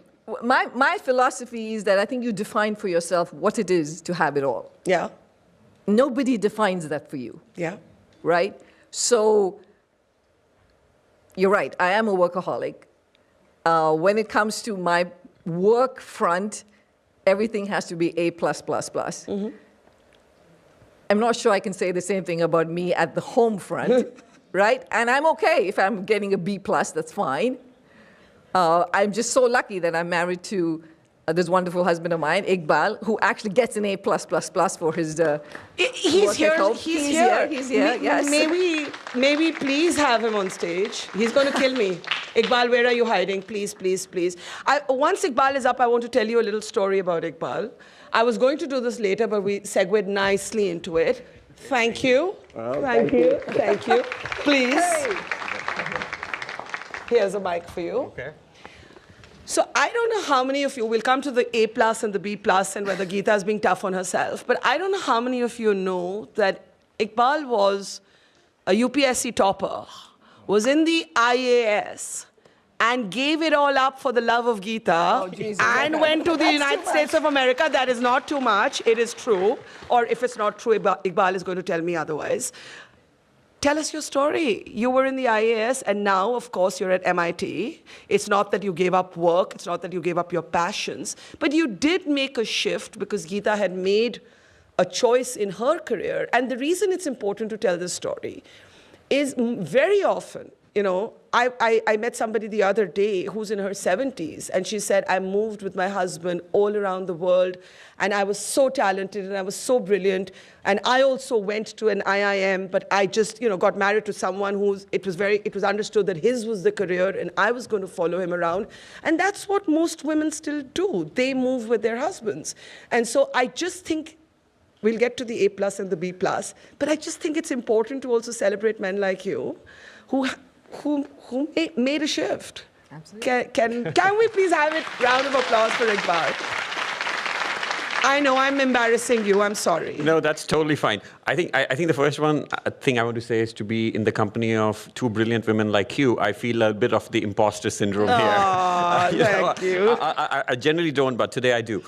So I think actually, if I look back, this was many, many years ago. I always wanted to be in the IAS. Growing up, my father always wanted me to be an engineer, my sister to be a doctor. My sister became a doctor. I failed, could not get into the IITs, went to Delhi School of Economics. By the way, failing the IITs was the best thing ever because I met Geeta in economics. I would not have done that otherwise. But anyway, Geeta goes for her PhD after a master's. You're both at D School, at Delhi School. Exactly. That's where we met. We were both classmates. She always wanted to be an economist, so she decides to come to the US and do her PhD. I always wanted to be in the IS, so I start writing the IS exam.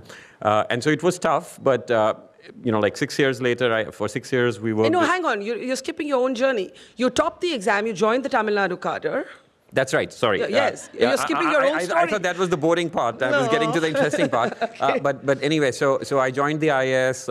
Absolutely loved it. I was in the field. Implementing development programs, which is the dream for any development economist, which I was. So I was in the field working for a few years. And then we'd been married for a few years. It was quite tough. This is in the 1990s. One STD call or ISD call, you had to go to a booth. It used to cost 100 rupees for a three-minute call. My entire entire salary in the IS at that time was about 7,000 rupees. Yeah. So you can do the Math, the division, not the multiplication, to see how much that takes you. So it was becoming tough. So I had always wanted to do, in the IS, they let you come for study leave. So Geeta said, I have 1 year left of my PhD at Princeton. You say you want to do a study leave in the US, why don't you come now? So luckily I was able to get study leave, got into a few schools, and Princeton was one of those. So I came for my master's, and then as fate would have it, my MPA program was 2 years. Geeta's was only had 1 year left. Yeah. So she wraps up her PhD and gets into University of Chicago, which for an economist is kind of the Mecca. And then, again, this is the 1990s, and Geeta starts appearing for interviews for McKinsey and others to go to McKinsey Bombay. Yeah. And it felt like such a cop-out that, here's somebody who's so brilliant and could achieve just about everything in life is going to come back to McKinsey Bombay. No offense to McKinsey. Absolutely no offense to McKinsey, BCG. I actually worked in consulting afterwards in the US, so I'm saying it as a consultant. And so I said, look, my dream was to always be in the IS. Yeah. To some extent, I lived that dream already. Her dream is to be in this thing. So let's see where the second dream takes us. And look, how right was I? Yeah. You were, but and that really does deserve a giant applause because it's such a stereotype buster right there, what you did. Yeah. But can I say, I really am very grateful to your applause, but it has never felt like a sacrifice. So that's why I'm a little surprised why you're talking about it, because it just felt so natural. Because it's not the norm for many women. Okay. Yeah. You'd agree with that it's not the norm, that mostly it's the other way around. I mean, would you agree with that? Absolutely, without a doubt, even now, absolutely. And so how did you assess her report card for herself at home? She said, I'm an A++ at work. You have to be honest. Yeah, you have to be honest. And I'm a B-. And actually, there's a fair question there. Because I think that there is a type A personality, and there is work at the center of that life or passion of some kind. And there is sometimes a problem in the lives of people like us in having someone understand that. So has it been tough? And which is not to say that you're not a type A person, not a workaholic. Maybe you have the same struggles. Does it get tough? And do you agree with her report card? Again, I don't know. Maybe I'm now much older and hopefully wiser. So I think if I have to say this, I think she gets a C-, a D- in many things. Like? Which ones? And please kindly name one. Loading the dishwasher. But then, if I look at the things that are really, really important, which is being the absolute wonderful mother she is to our son, to being my moral compass, to being the person who, when I'm angry, she's soothing me down. So if all of that is in the house category, then I think what is true is that she's a total D- in laundry loading, remembering to, put the stuff where it needs to be put. Like I'm always going, you left your clothes here and this thing is here. But at the end of the day, is that what, matters? Yeah. And this is what Sharmila said, right, earlier, that you realize that aap kis cheez pe chick kar rahe ho, right? And, I had a boss in the IS who always used to tell me, whenever we would get flustered, there were riots that were happening, some certificates would get, some files would get misplaced. And he always used to tell me, he said, Iqbal, may your troubles be small ones. Yeah. Right? And I just feel that, if all my arguments with Geeta is that you didn't, load the glass properly and the spoon properly, but on fundamental things about, my son and us, we are in such complete harmony, then who the hell cares? But do you miss the IAS? I'm so sorry, I'm being a damn, but it's a lovely story, but I still have to ask you to sometimes say, oh my God, Geeta, you didn't load the dishwasher properly. I wish I'd never left the IAS. Does it become like one of those moments? Yes. The truthful answer is yes. It's something like if you were always dreamed of, if you've always strived for. And I had a blast of a time in the IS. I also, in all humility, think I am very good at management. I'm very good at crisis development. Literally my first day, I land up in Tamil Nadu. I'm a Sikh from Punjab, and I'm allotted to Tamil Nadu cadre, and I land up there, don't know the language. The first day, the collector said, there's a riot happening between two communities, go sort it out. And that gave you such a thrill. There were bonded laborers who were to be released. Yeah. We released the bonded laborers. When I think about some of the highlights of my life, many of them come from the IS. It's such an incredible opportunity to do well in the field. But at the same time, I think things worked out fine, and Geeta was always, when she said that, she was striving for Ray, she does that with my son, but she also did that with me. She's like, go follow your dreams and everything will be fine. Yeah. And so I worked in consulting for a few years, but then I was very fortunate to move to MIT, where this tiny little lab called the Poverty Action Lab was being set up at that time. And I think I was think I was able to take it to a bigger level. And that's why I think it's an important story to tell. Before I come to serious global issues, what's the report card you're giving him? I mean, he's given you a D- in laundry and dishwashing, which we can live with, but pretty much an A+ in everything else. What's your scorecard for him? No, it's too bad. He's an A+ on everything, unfortunately. Unfortunately. Though I have to remind him that there is the reason why there is no Olympics of dishwasher stacking. Because his definition of good dishwasher stacking is I have no idea what that is. So, okay, this is lovely, but I have to ask you questions that are on the minds of everybody right now, which is given the volatility of the world we're in, given the war that we hope is going to come to an end, before that the Russia-Ukraine war, Trump's had a tariff war with India, what are we looking at? How uncertain is the economy looking? I think what everybody has to keep in mind is that there are, I think two major drivers of the world right now. Yeah. One is technology, and that's AI and everything else. And then the second is geopolitics. Yeah. And so all the shocks and shifts that we're seeing over the last 12 months and 24 months is some combination of the two. So we just had the Iran conflict. AI is moving markets in ways we haven't seen before. So there's a very high level of uncertainty, there's very high levels of volatility, and depending upon how each country is affected by the AI cycle, is affected by the geopolitical cycle, you're seeing very different outcomes everywhere. So the average for the world doesn't look bad at all, huh? Really? Yes. So the US explain that. How does that work? So in the case of the US, for instance, because of the AI boom and the investment that we're seeing there, growth is doing well. Labor markets are still strong. The tariffs did not help, but AI offset the negative effects of that tariff, right? Similarly, if you take a country like Korea, on the one hand, Korea was very badly harmed by the Iran conflict because they rely on a lot of imports from that region. All else equal, they should have really suffered from it, but they've been booming because of their chip industry. And that's because it's an input into the AI, mega cycle that we are in right now. I mean, India is, in a sense, on both counts got negatively affected because of its reliance on the Middle East for its oil, and it's still not a big player in the AI cycle. So, you've seen variations across countries in the world. But that's reassuring. But again, I'm going to ask layperson, maybe not very smart questions here. But AI could take jobs, even if the war is in a prolonged ceasefire, till there is easy movement through the Strait of Hormuz. That actually impacts prices of oil. It impacts us in India, for example, even on food and fertilizers. Why do you think it averages out not so bad for the world? Because of the positive trends that are happening at the same time. And I don't think you can underestimate how much AI is doing to the world economy. Yes, in a good or bad way? Right now, in terms of growth, it's a big driver. But it's also now becoming an important part of the inflation story because of the cost of chips going up. Because of that, Apple phone prices are going up. And so it is a critical part of what we're seeing in terms of global growth, and it's so strong.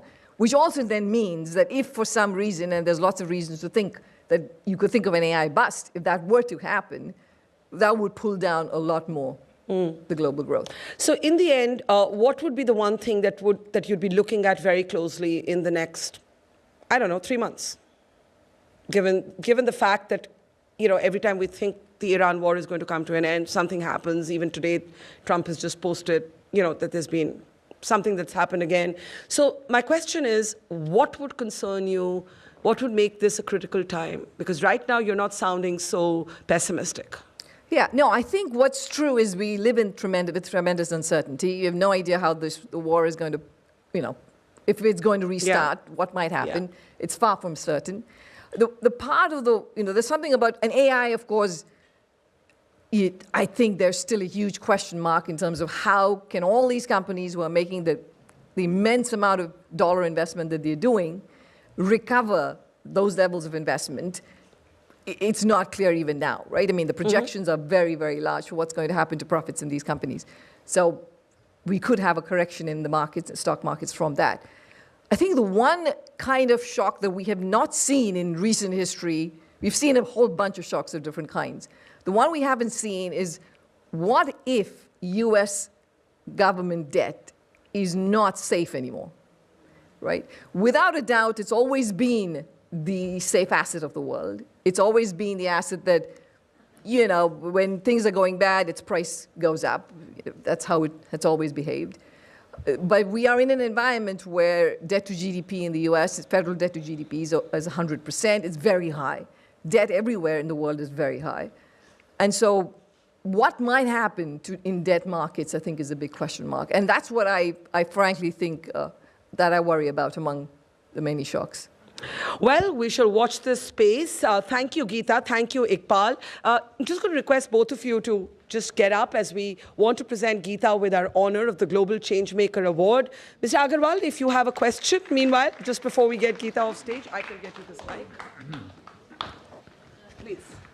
So, very honored to see you. I've been watching you last 10, 12 years. You haven't changed. You're getting better, beautiful, very nice. All the best. And smarter, and you have a name. You have your own position in the world, and you have amazing how you speak. For me, also, as you said, the important thing is chip making, AI. For me, important is, especially for the large country like India, 1.5 billion people, we are import-based country. Anything below the ground, we have done very well above the ground. We had all together from the independence. We used to import our grain. We become independent, we become surplus. Below the ground, we are still dependent on the world. Somehow, whether it's oil and gas, whether it's a gold, whether it's a silver, anything copper, anything you talk about, we are huge deficit. And that will take away half of our money for the import. And I'm a geologist. I can see, as you are economist by practice, I can see there is an amazing wealth below the ground. Some point of time, you economist has to talk about. I leave it here. Okay. Thank you. I just want to, if we can have the award on stage, and I want to welcome an incredible woman to present this award. If you have some time in London, I would recommend highly that you eat at her restaurant. Yes. May I please welcome the passionate, fiercely intense celebrity chef who runs London's first all-women kitchen, Asma Khan. Let's have a big round of applause for Asma.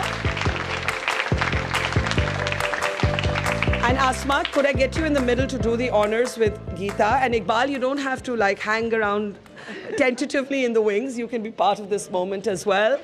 To the incredible Geeta Gopinath, let's give it up. Thank you so much.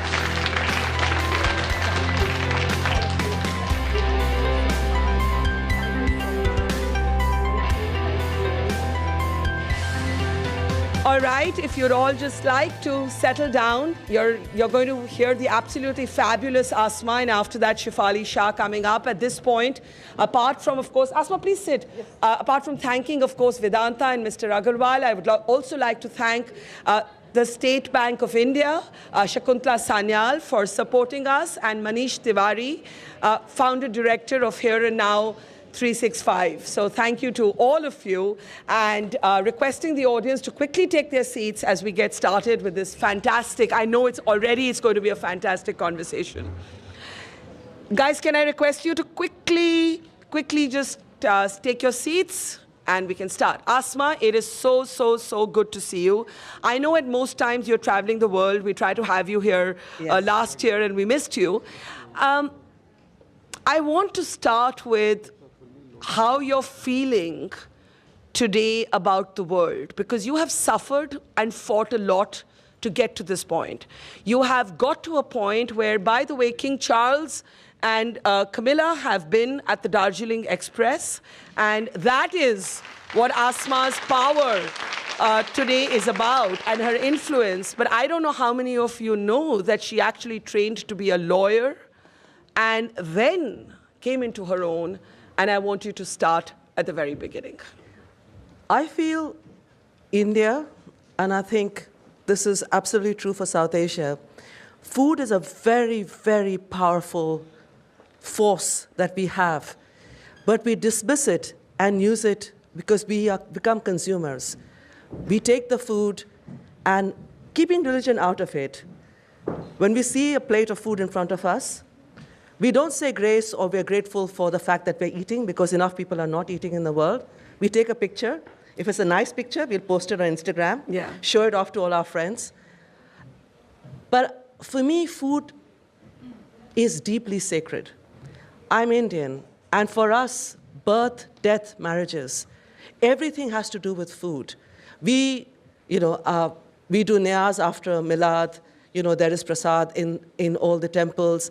This idea that you start off anything auspicious with feeding someone who may not have the ability to eat that. It is so deep in our DNA.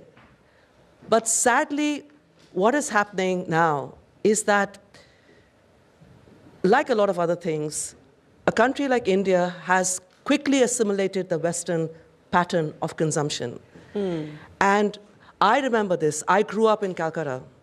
And in the 70s and 80s, you would take me to a bazaar and not tell me what season it is. I could see this is Hemsagar, this is the red carrots, it is winter, it is deep winter, early winter.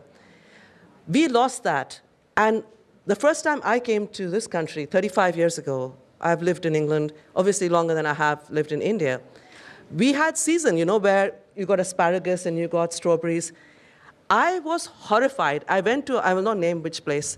I went in Delhi to a restaurant to have breakfast. They offered me avocado and toast. And I wanted to cry because, yes, globalization is great, but globalization of cuisine is not great. Because we are aping the West, and next we will be wasting food. And in a country where people die of hunger, and there is hunger in this country too, it is unacceptable.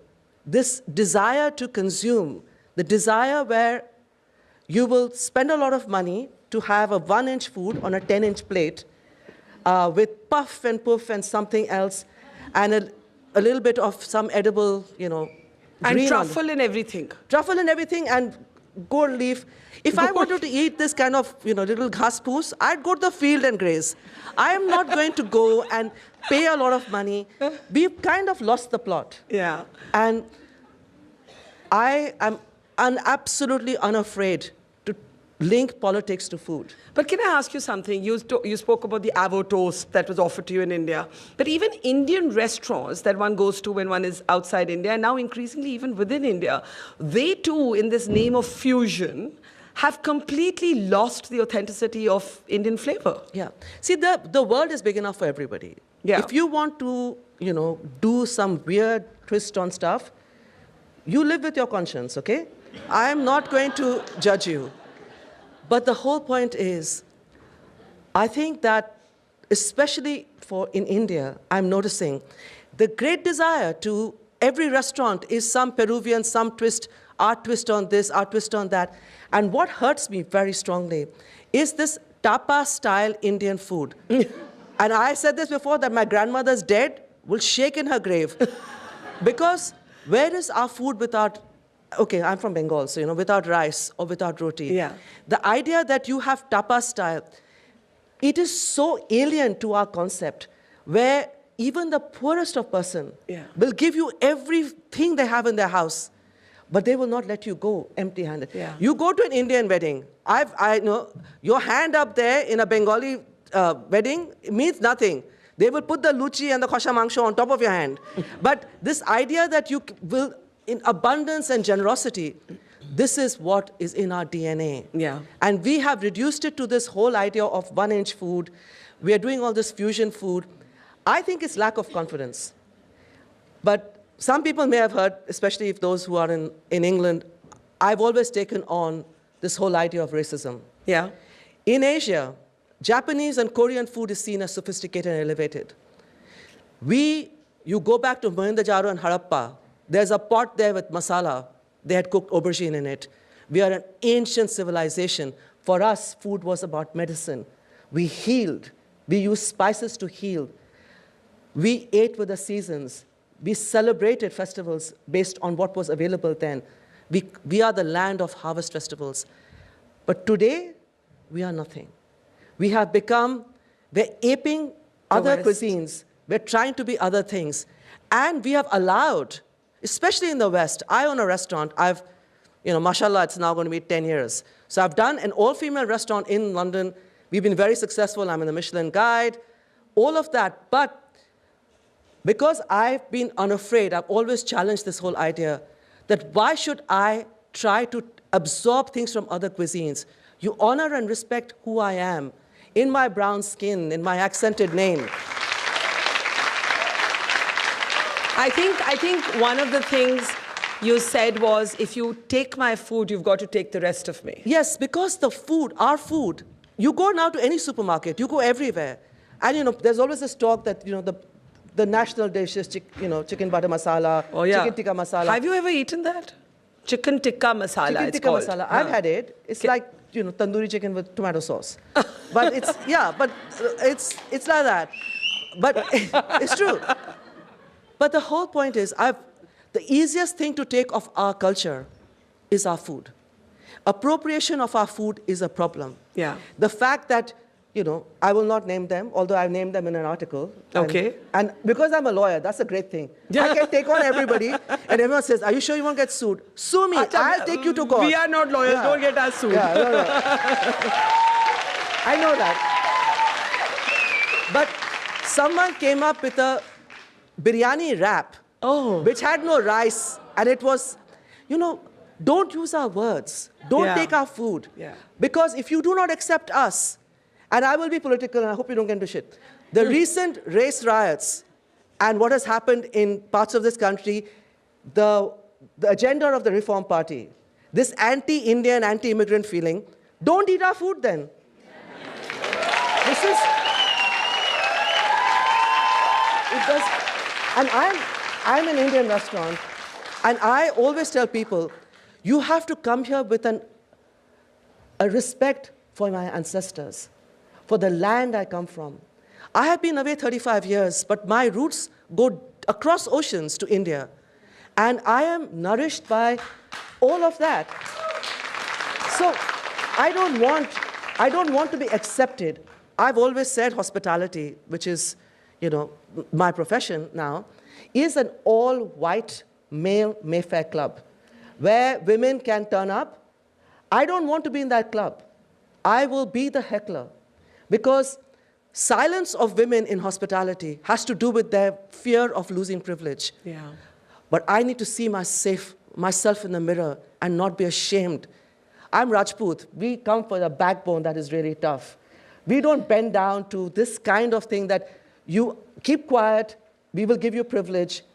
Because I need to give this one example. If anybody will Google, you'll see every time there have been proved allegations, and that, as a lawyer, it's important. Because you can't just on speculation.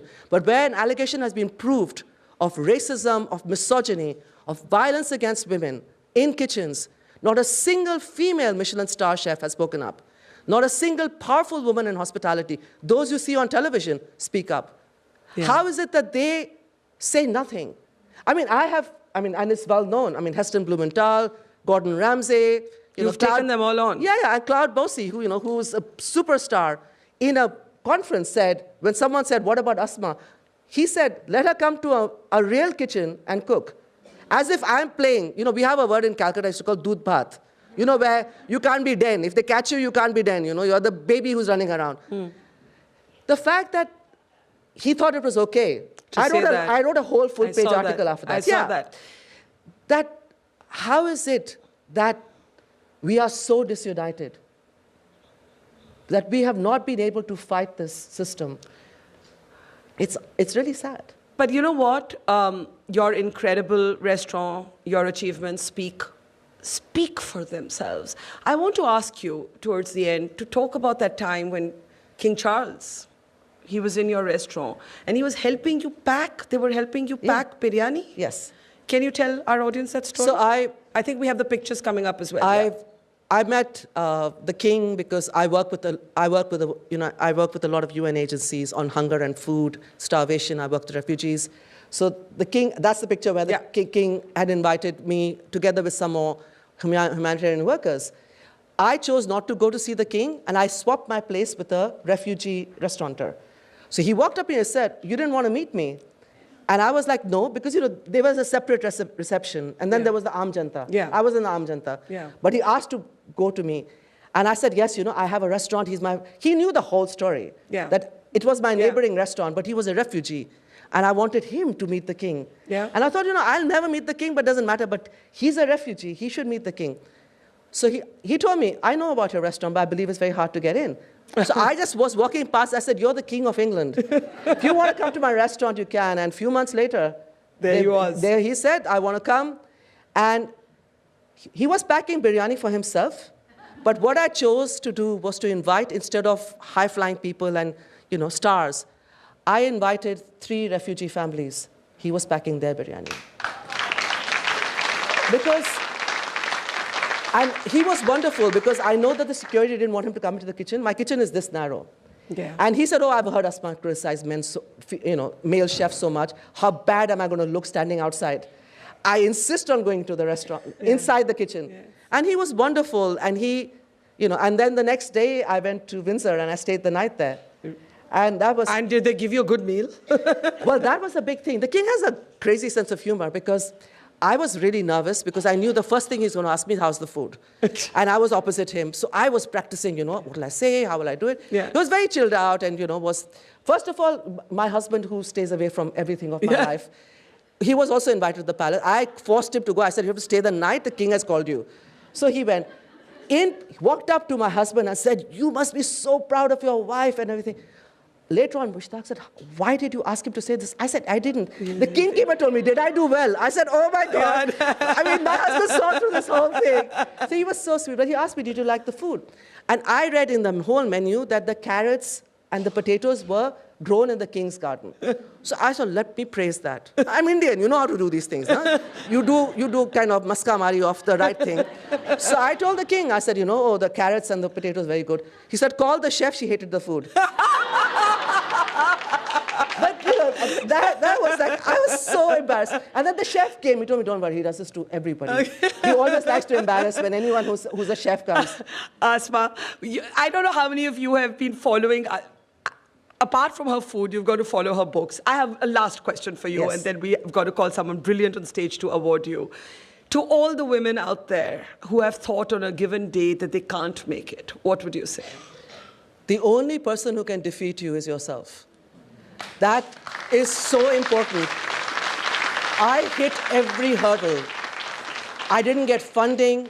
Everyone told me, oh, as a female founder, an all-female kitchen, as an Indian restaurant, you'll fail because women are not there in our commercial kitchen. Because they'll want to only, my roti should be free. If I want money for it, nobody wants to pay me. I wanted to prove, and I really wanted to prove it, that I could do it. And everybody who has a dream, don't put out that light that is inside you, that whispering voice that tells you this is your path. I followed mine, and I made it. And all of you will make it. Please never give up your dreams. You're incredible. Thank you. Thank you.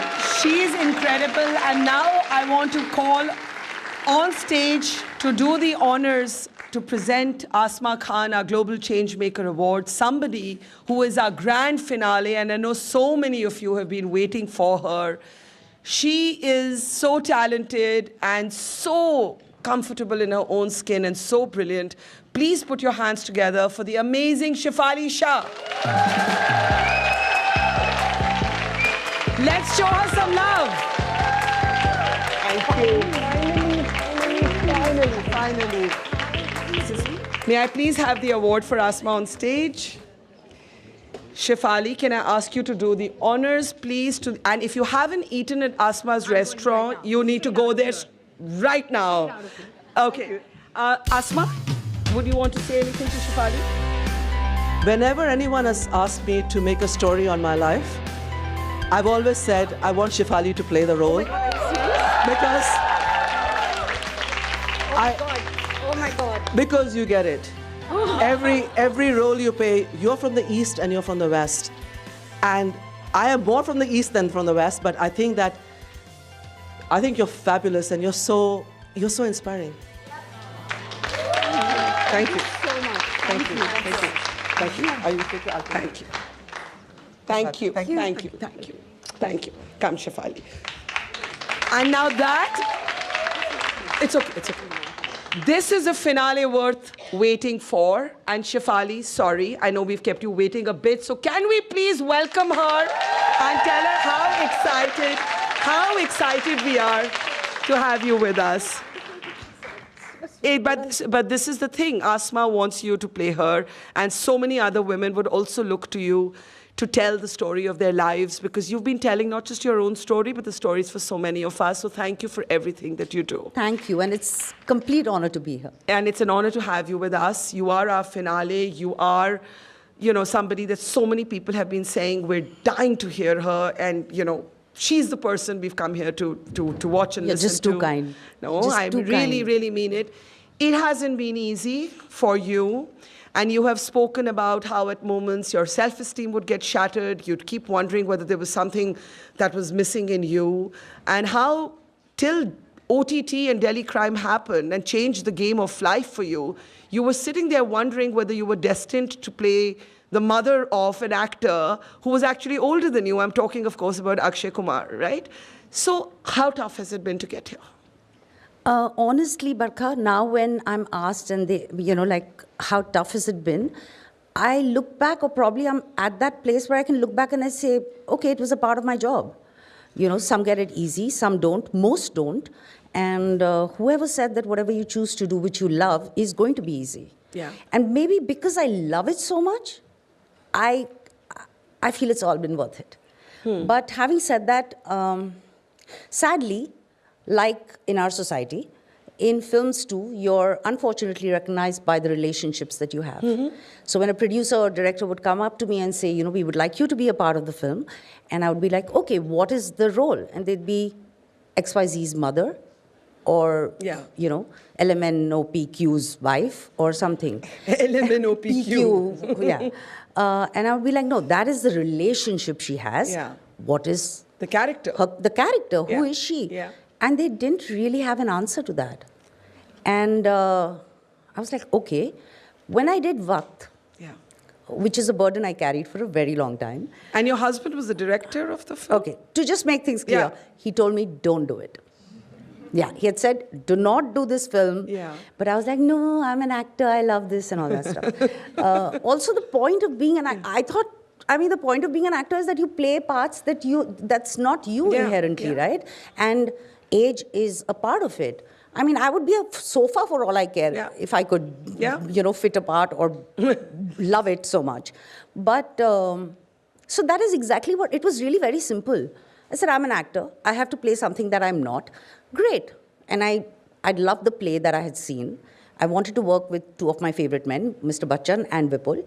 And it was really as simple as that. I did not realize the repercussions this would have and the long-term repercussions. And what were the repercussions? Nothing. I kept getting more and more XYZ mommy roles. Mommy to people who are older than me. Finally, but it didn't strike you as like Ajeeb that Akshay Kumar was like older than you and you were playing his mother? But it was my choice. I did it because it was my choice. And do you regret that choice?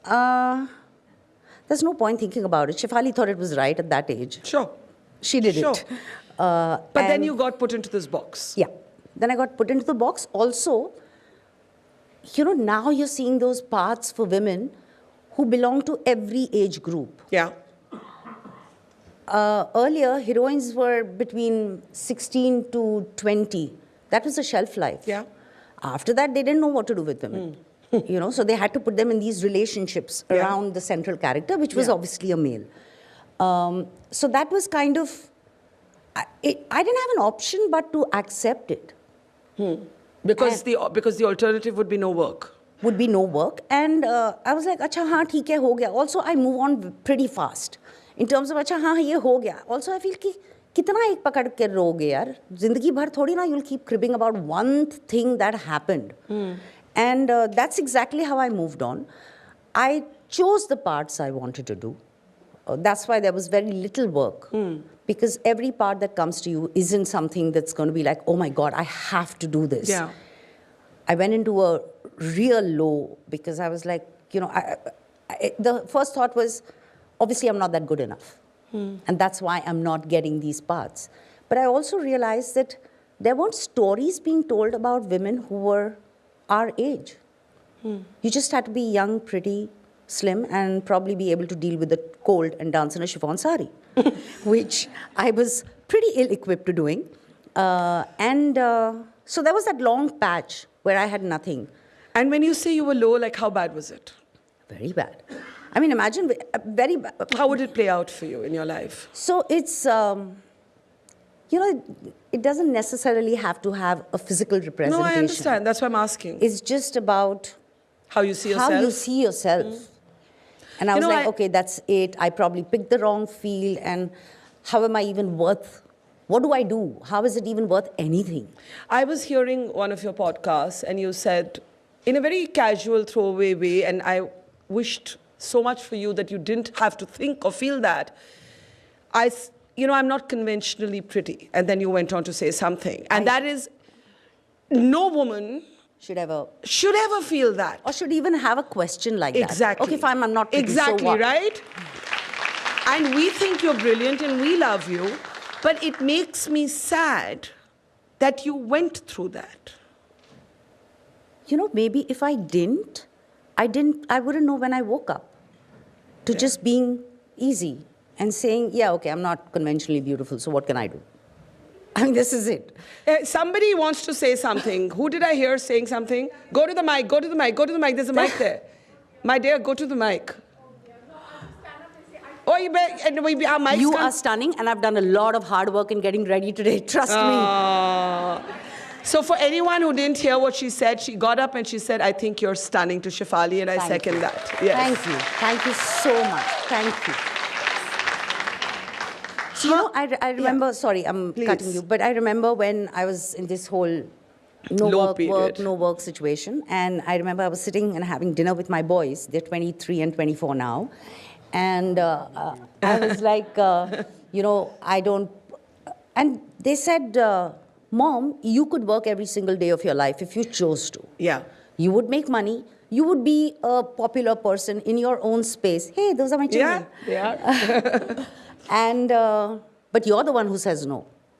And that's what got me thinking. And I said, yeah, because the kind of work I want to do won't come every day.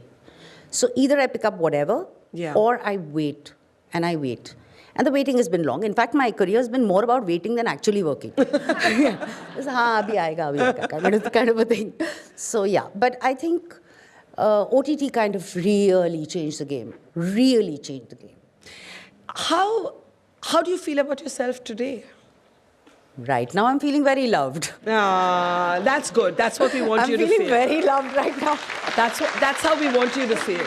But what did you learn from that journey that you went through of low self-esteem, of waiting, of thinking, evaluating your looks, your sense of self-worth? Now that you're on the other side of that journey, what would you want young women to know? And also, you're a mother to 2 boys. Yeah. What would you want them to know in how they treat and interact with women?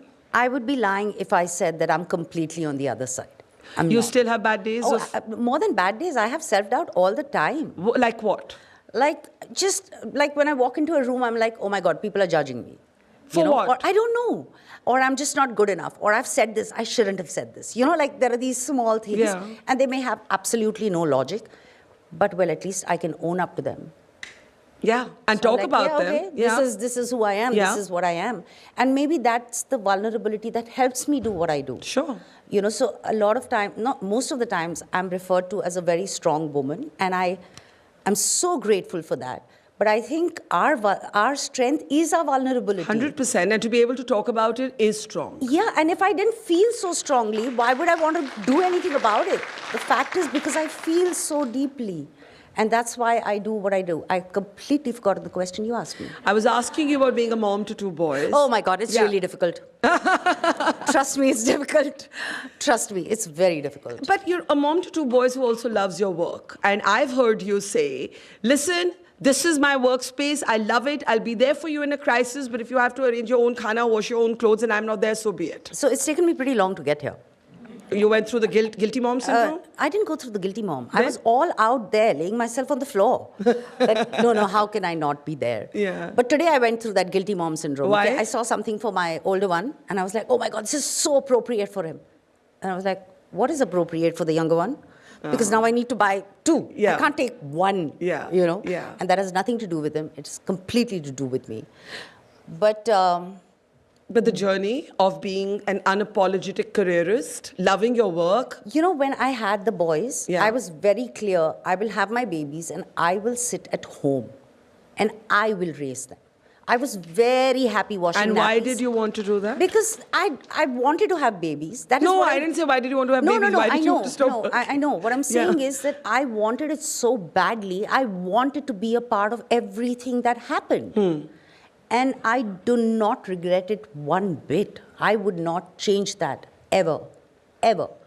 Yeah, it did take a little to get out. And, you know, Vipul was the one who, in fact, said that, please And was he a hands-on dad? More than being a hands-on dad, he was just like, tum karo na. If they don't eat 1 meal, they're not going to die. I'm sorry to put it as bluntly as that. But I remember a very, very senior pediatrician had told me this. Nahi kha raha hai, nahi khane do. No child has died of, you know, missing 1 meal. Or chosen self-starvation, you know. Yeah. So, yeah, but I was very there, I mean, completely there. And I would not change it. I would not. And I do not feel for a minute any kind of regret that, arey yaar, I should have made the best of my career. And that was then. And now that you're so immersed in your work, how do you, is there pressure at home sometimes? Mom, you're not home enough? No. They're too old now for that. Yeah. But so no. I mean, I think they'd be more than happy if I'm not at home. And be like, thank God she's not breathing down her neck.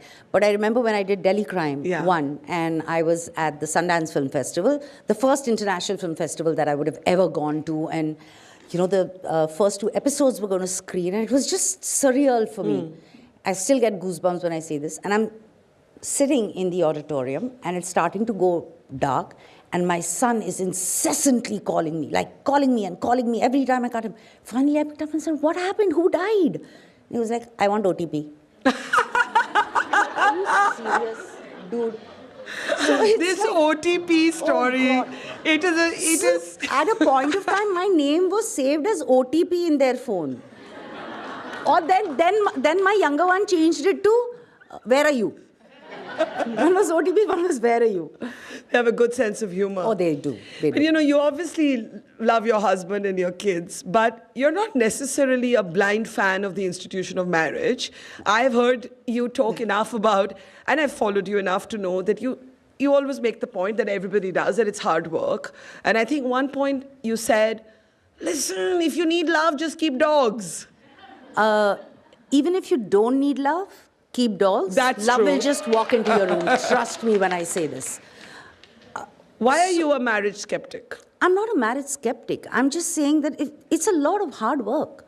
Like, for example, whoever thinks acting is a very easy job, it's not. It's not about looking pretty. It's not about the money that comes into your bank account. It's a lot of hard work. To be able to bear yourself naked every single day in front of people, it's not easy, emotionally. Physically, sure, I'm sure it's not easy either.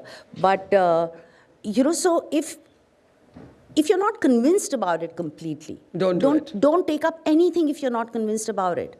Because nothing's going to come on a platter. And when you're, like I said earlier, you know, I can go through what I do, And I don't find a reason to complain about it because I love what I do. And the same goes for any kind of relationship or anything. अगर करना है तो ढंग से करो, नहीं तो मत करो. Because it is a lot of hard work. And It's not just going to... What's the toughest thing about marriage? I think somewhere to start accepting that it's not just hearts in your eyes. It's way more than that. And that is what is going to last you the longest. Yeah. You know? And initially you think, oh my God, you know, he's not probably talking to me or he's not bringing me flowers or whatever that is. Now if somebody tells me that, I'll be like, please wake up. Like, have a coffee, chill, breathe, sit down. You were married before, and that didn't go so swimmingly for you. And you have laughed about the fact that your mistakes have involved some psycho boyfriends. Yes. Psycho boyfriends? Mm-hmm. Is that the nicest? I think you should get my shrink on this chair. On the couch. Couch is for that only. Get him here. He'll be able to tell you everything about it. But was that just rites of passage, or do you think it was related to low self-esteem? No, I think it was because I had a very, very protected childhood. Very protected, to a point where my mom was my best friend, but to just be the only best friend you have isn't the greatest thing for any child. Sure. You know, and now when I look back, once I became a parent, I realized they were doing the best they could. So, you know, they were obviously very protective. I was the only child. They were both working parents, etc. I did not have friends. To put it brutally, I wasn't allowed to have friends. Really? Yeah. Because? So, because it was like, you know, you'll have friends, then you'll want to go down and play, but we are going to work. There's no one to look after you. What if something goes wrong? So that's what I'm saying. Today, when I look back, I can understand where it came from. And more than that, they did the best they could. But I think that is what kind of just, I snapped. I snapped like a rubber band, you know. And I just thought that I like to believe that people are good. You know, it's more like proven, you know, innocent until proven guilty. Kind of a thing, not the other way around. So I'm not a skeptic as far as people are concerned. But these relationships that didn't go well for you. Thank God. Thank God they were over, yes. But were they like diminishing of your, like were they disrespectful? Did they make you feel even worse about yourselves when you say psycho boyfriends? Is it a joke, or were these really severely problematic relationships? You know, honestly, now when I look back, I realize that they weren't even such solid relationships. Yeah. It's just in my head, every relationship would have a happily ever after kind of an end, which most of us, you know, live with that whole thing of that is what is going to happen. But that may not be the case, you know, and you are naive to kind of live in a delusional world. The world isn't. They're far more realistic. Also, I was so young and vulnerable and inexperienced, thank God, that I really didn't know I did not have a voice enough then. So, you know, I should have had the brains to say, 1 minute, this is totally off, I'm leaving. Yeah. But I never got there because I was so like, give yourself, you know, bear with it, ho jayega, theek ho jayega. That whole kind of belief that a lot of women live are with. conditioned to feel. Are conditioned to be in. So it was about that. If I was, let's say, more stronger, se zyada more self-assured, you know, or at least if you can't treat me well, don't treat me badly. Agar ye bhi khayal hota na dimag mein, so then I would not have been going through this nonsense. It was so ridiculous. It was not even worth it. This experience that you've had and this journey that you say you're not fully on the other side, but you go through, how has this influenced your parenting? What sort of boys do you want, what sort of men do you want your boys to grow into? So when I did Delhi Crime, and I'm sure I must have said it to you too, and which I believe in, that our daughters will be safe if our sons are raised right. Yeah. And thank you. And it's a continuous process of correcting, discussing, arguing, listening, understanding their point of view, and probably still be ready to fail and say, oh my God, they just don't get me. Yeah. And it's fine. They will get it at some point of time. But I like to believe that they're based with basic values, which probably are, you know, which has been put like a medal of chivalry or kindness or whatever, feminism, these aren't medals. These are basic values, just basic. And, kids have a very limited capacity of listening, very limited. They lose interest. So I figured there's no point giving them gyan because they've switched off after the first sentence. Abhi kuch nahi samajh mein aa raha hai. So I said, let's find a simple way of doing this. So I just told them, you treat others the way you expect to be treated yourself, whether it's a man or a woman. That's it. And that's not that difficult to evaluate, right? Like if you're standing in the situation, you say, oh my God, I would hate it if somebody did this to me. You kind of stop right there. Yeah, and So that's basic and that's simple and lucid. Yeah. That's basic. Today I was thinking of how certain things are considered privilege, which are basic necessities. Like? Like respect, like kindness, like being treated at par or even above. Why not? Like if they did something and I don't shy away from appreciating, or I don't shy away from apologizing if I'm wrong. So if I don't see what is the problem with others. If I expected the same thing, I think it would be very difficult for a lot of people to fall, to accept it. It takes, like, how do I explain it? It's taken me certain years to be in a position where I can say, this is what I will accept and this is what I won't. And I'm talking about work, simple work. Wahan to you don't owe anybody anything. You just go do your work, go back home. It's really as simple as that. But even there, if you are a male actor, it's kind of like, theek hai. Like recently I was on a set. And it's a pretty chaotic set. So there was a costume mishap, and I was in a very, very vulnerable and embarrassing position. And I flipped my lid. I really flipped my lid. I don't scream and shout and whatever. And I really flipped my lid. And after all of it got over, I went back thinking, "Arey yaar, maine zara dhang se behave kar lena chahiye tha." And it was like, it could have been really embarrassing. I mean, Yeah. And it's like, why do I have to, and forget others, I'll end up justifying to myself. I don't feel it's, I should have let it go, or theek hai na, or if I ask for basics, it's like, no, am I being difficult? Stuff like that. Yeah. So I want to ask you towards the end, Shefali, what is that one dream of yours that remains professionally unfulfilled? A lot. Like? I want to play all possible roles in the world. I mean, that's what I do. That's what I love. I love what I do.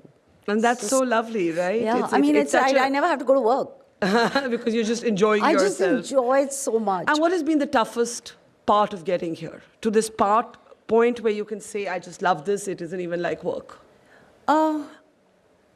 Again, like I said, Barkha, if I have to go early in the morning or go further away to Daisar to shoot, how is it even difficult?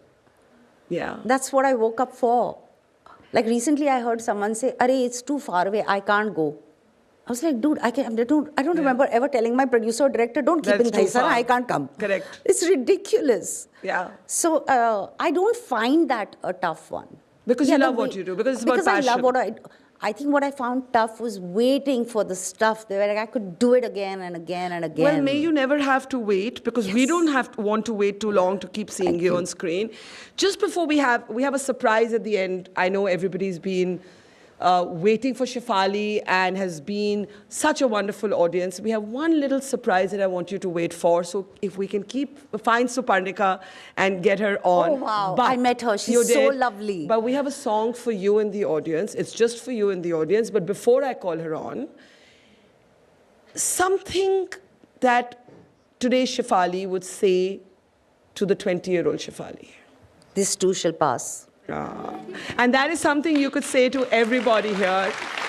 I want to welcome Suparnika back on stage. Suparnika, can we have you back, Suparnika? And while Suparnika comes, I don't know where Suparnika is. Well, oh, she's there. Okay. These are our two, this is the young girl who opened our festival, and this is the amazing woman who closed it. And these are two generations of brilliant global change makers. If I could have both of their awards on stage, but there is still a surprise coming. Because I promised you in the beginning that by the end of this show, we would be, come on, we would be dancing in the aisles. And in many ways, for me, this cross-generational moment is what this festival is all about. Our two global change makers, the very young, I'm going to ask Shefali to present that to Suparnika, and from all of us to the wondrous Shefali Shah. Thank you so much. And we're not done, because Suparnika isn't going to let us go without you actually dancing in the aisles for all of our dancing queens. So please take a seat or dance. I can take this. You can sit there. Suparnika, the stage is all yours. And you want to say something before you sing? Oh.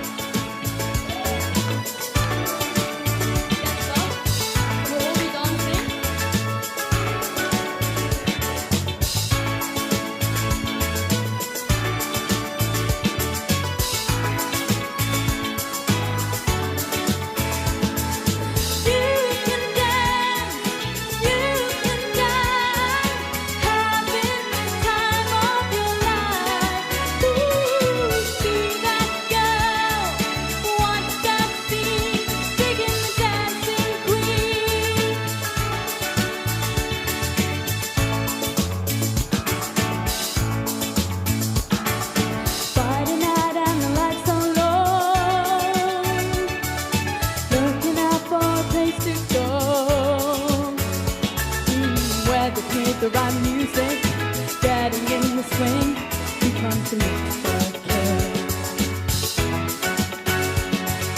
Anybody could be that guy, not as young and the music's high. With a bit of rock music, everything is fine. You're in the mood for kids. And when you get the chance,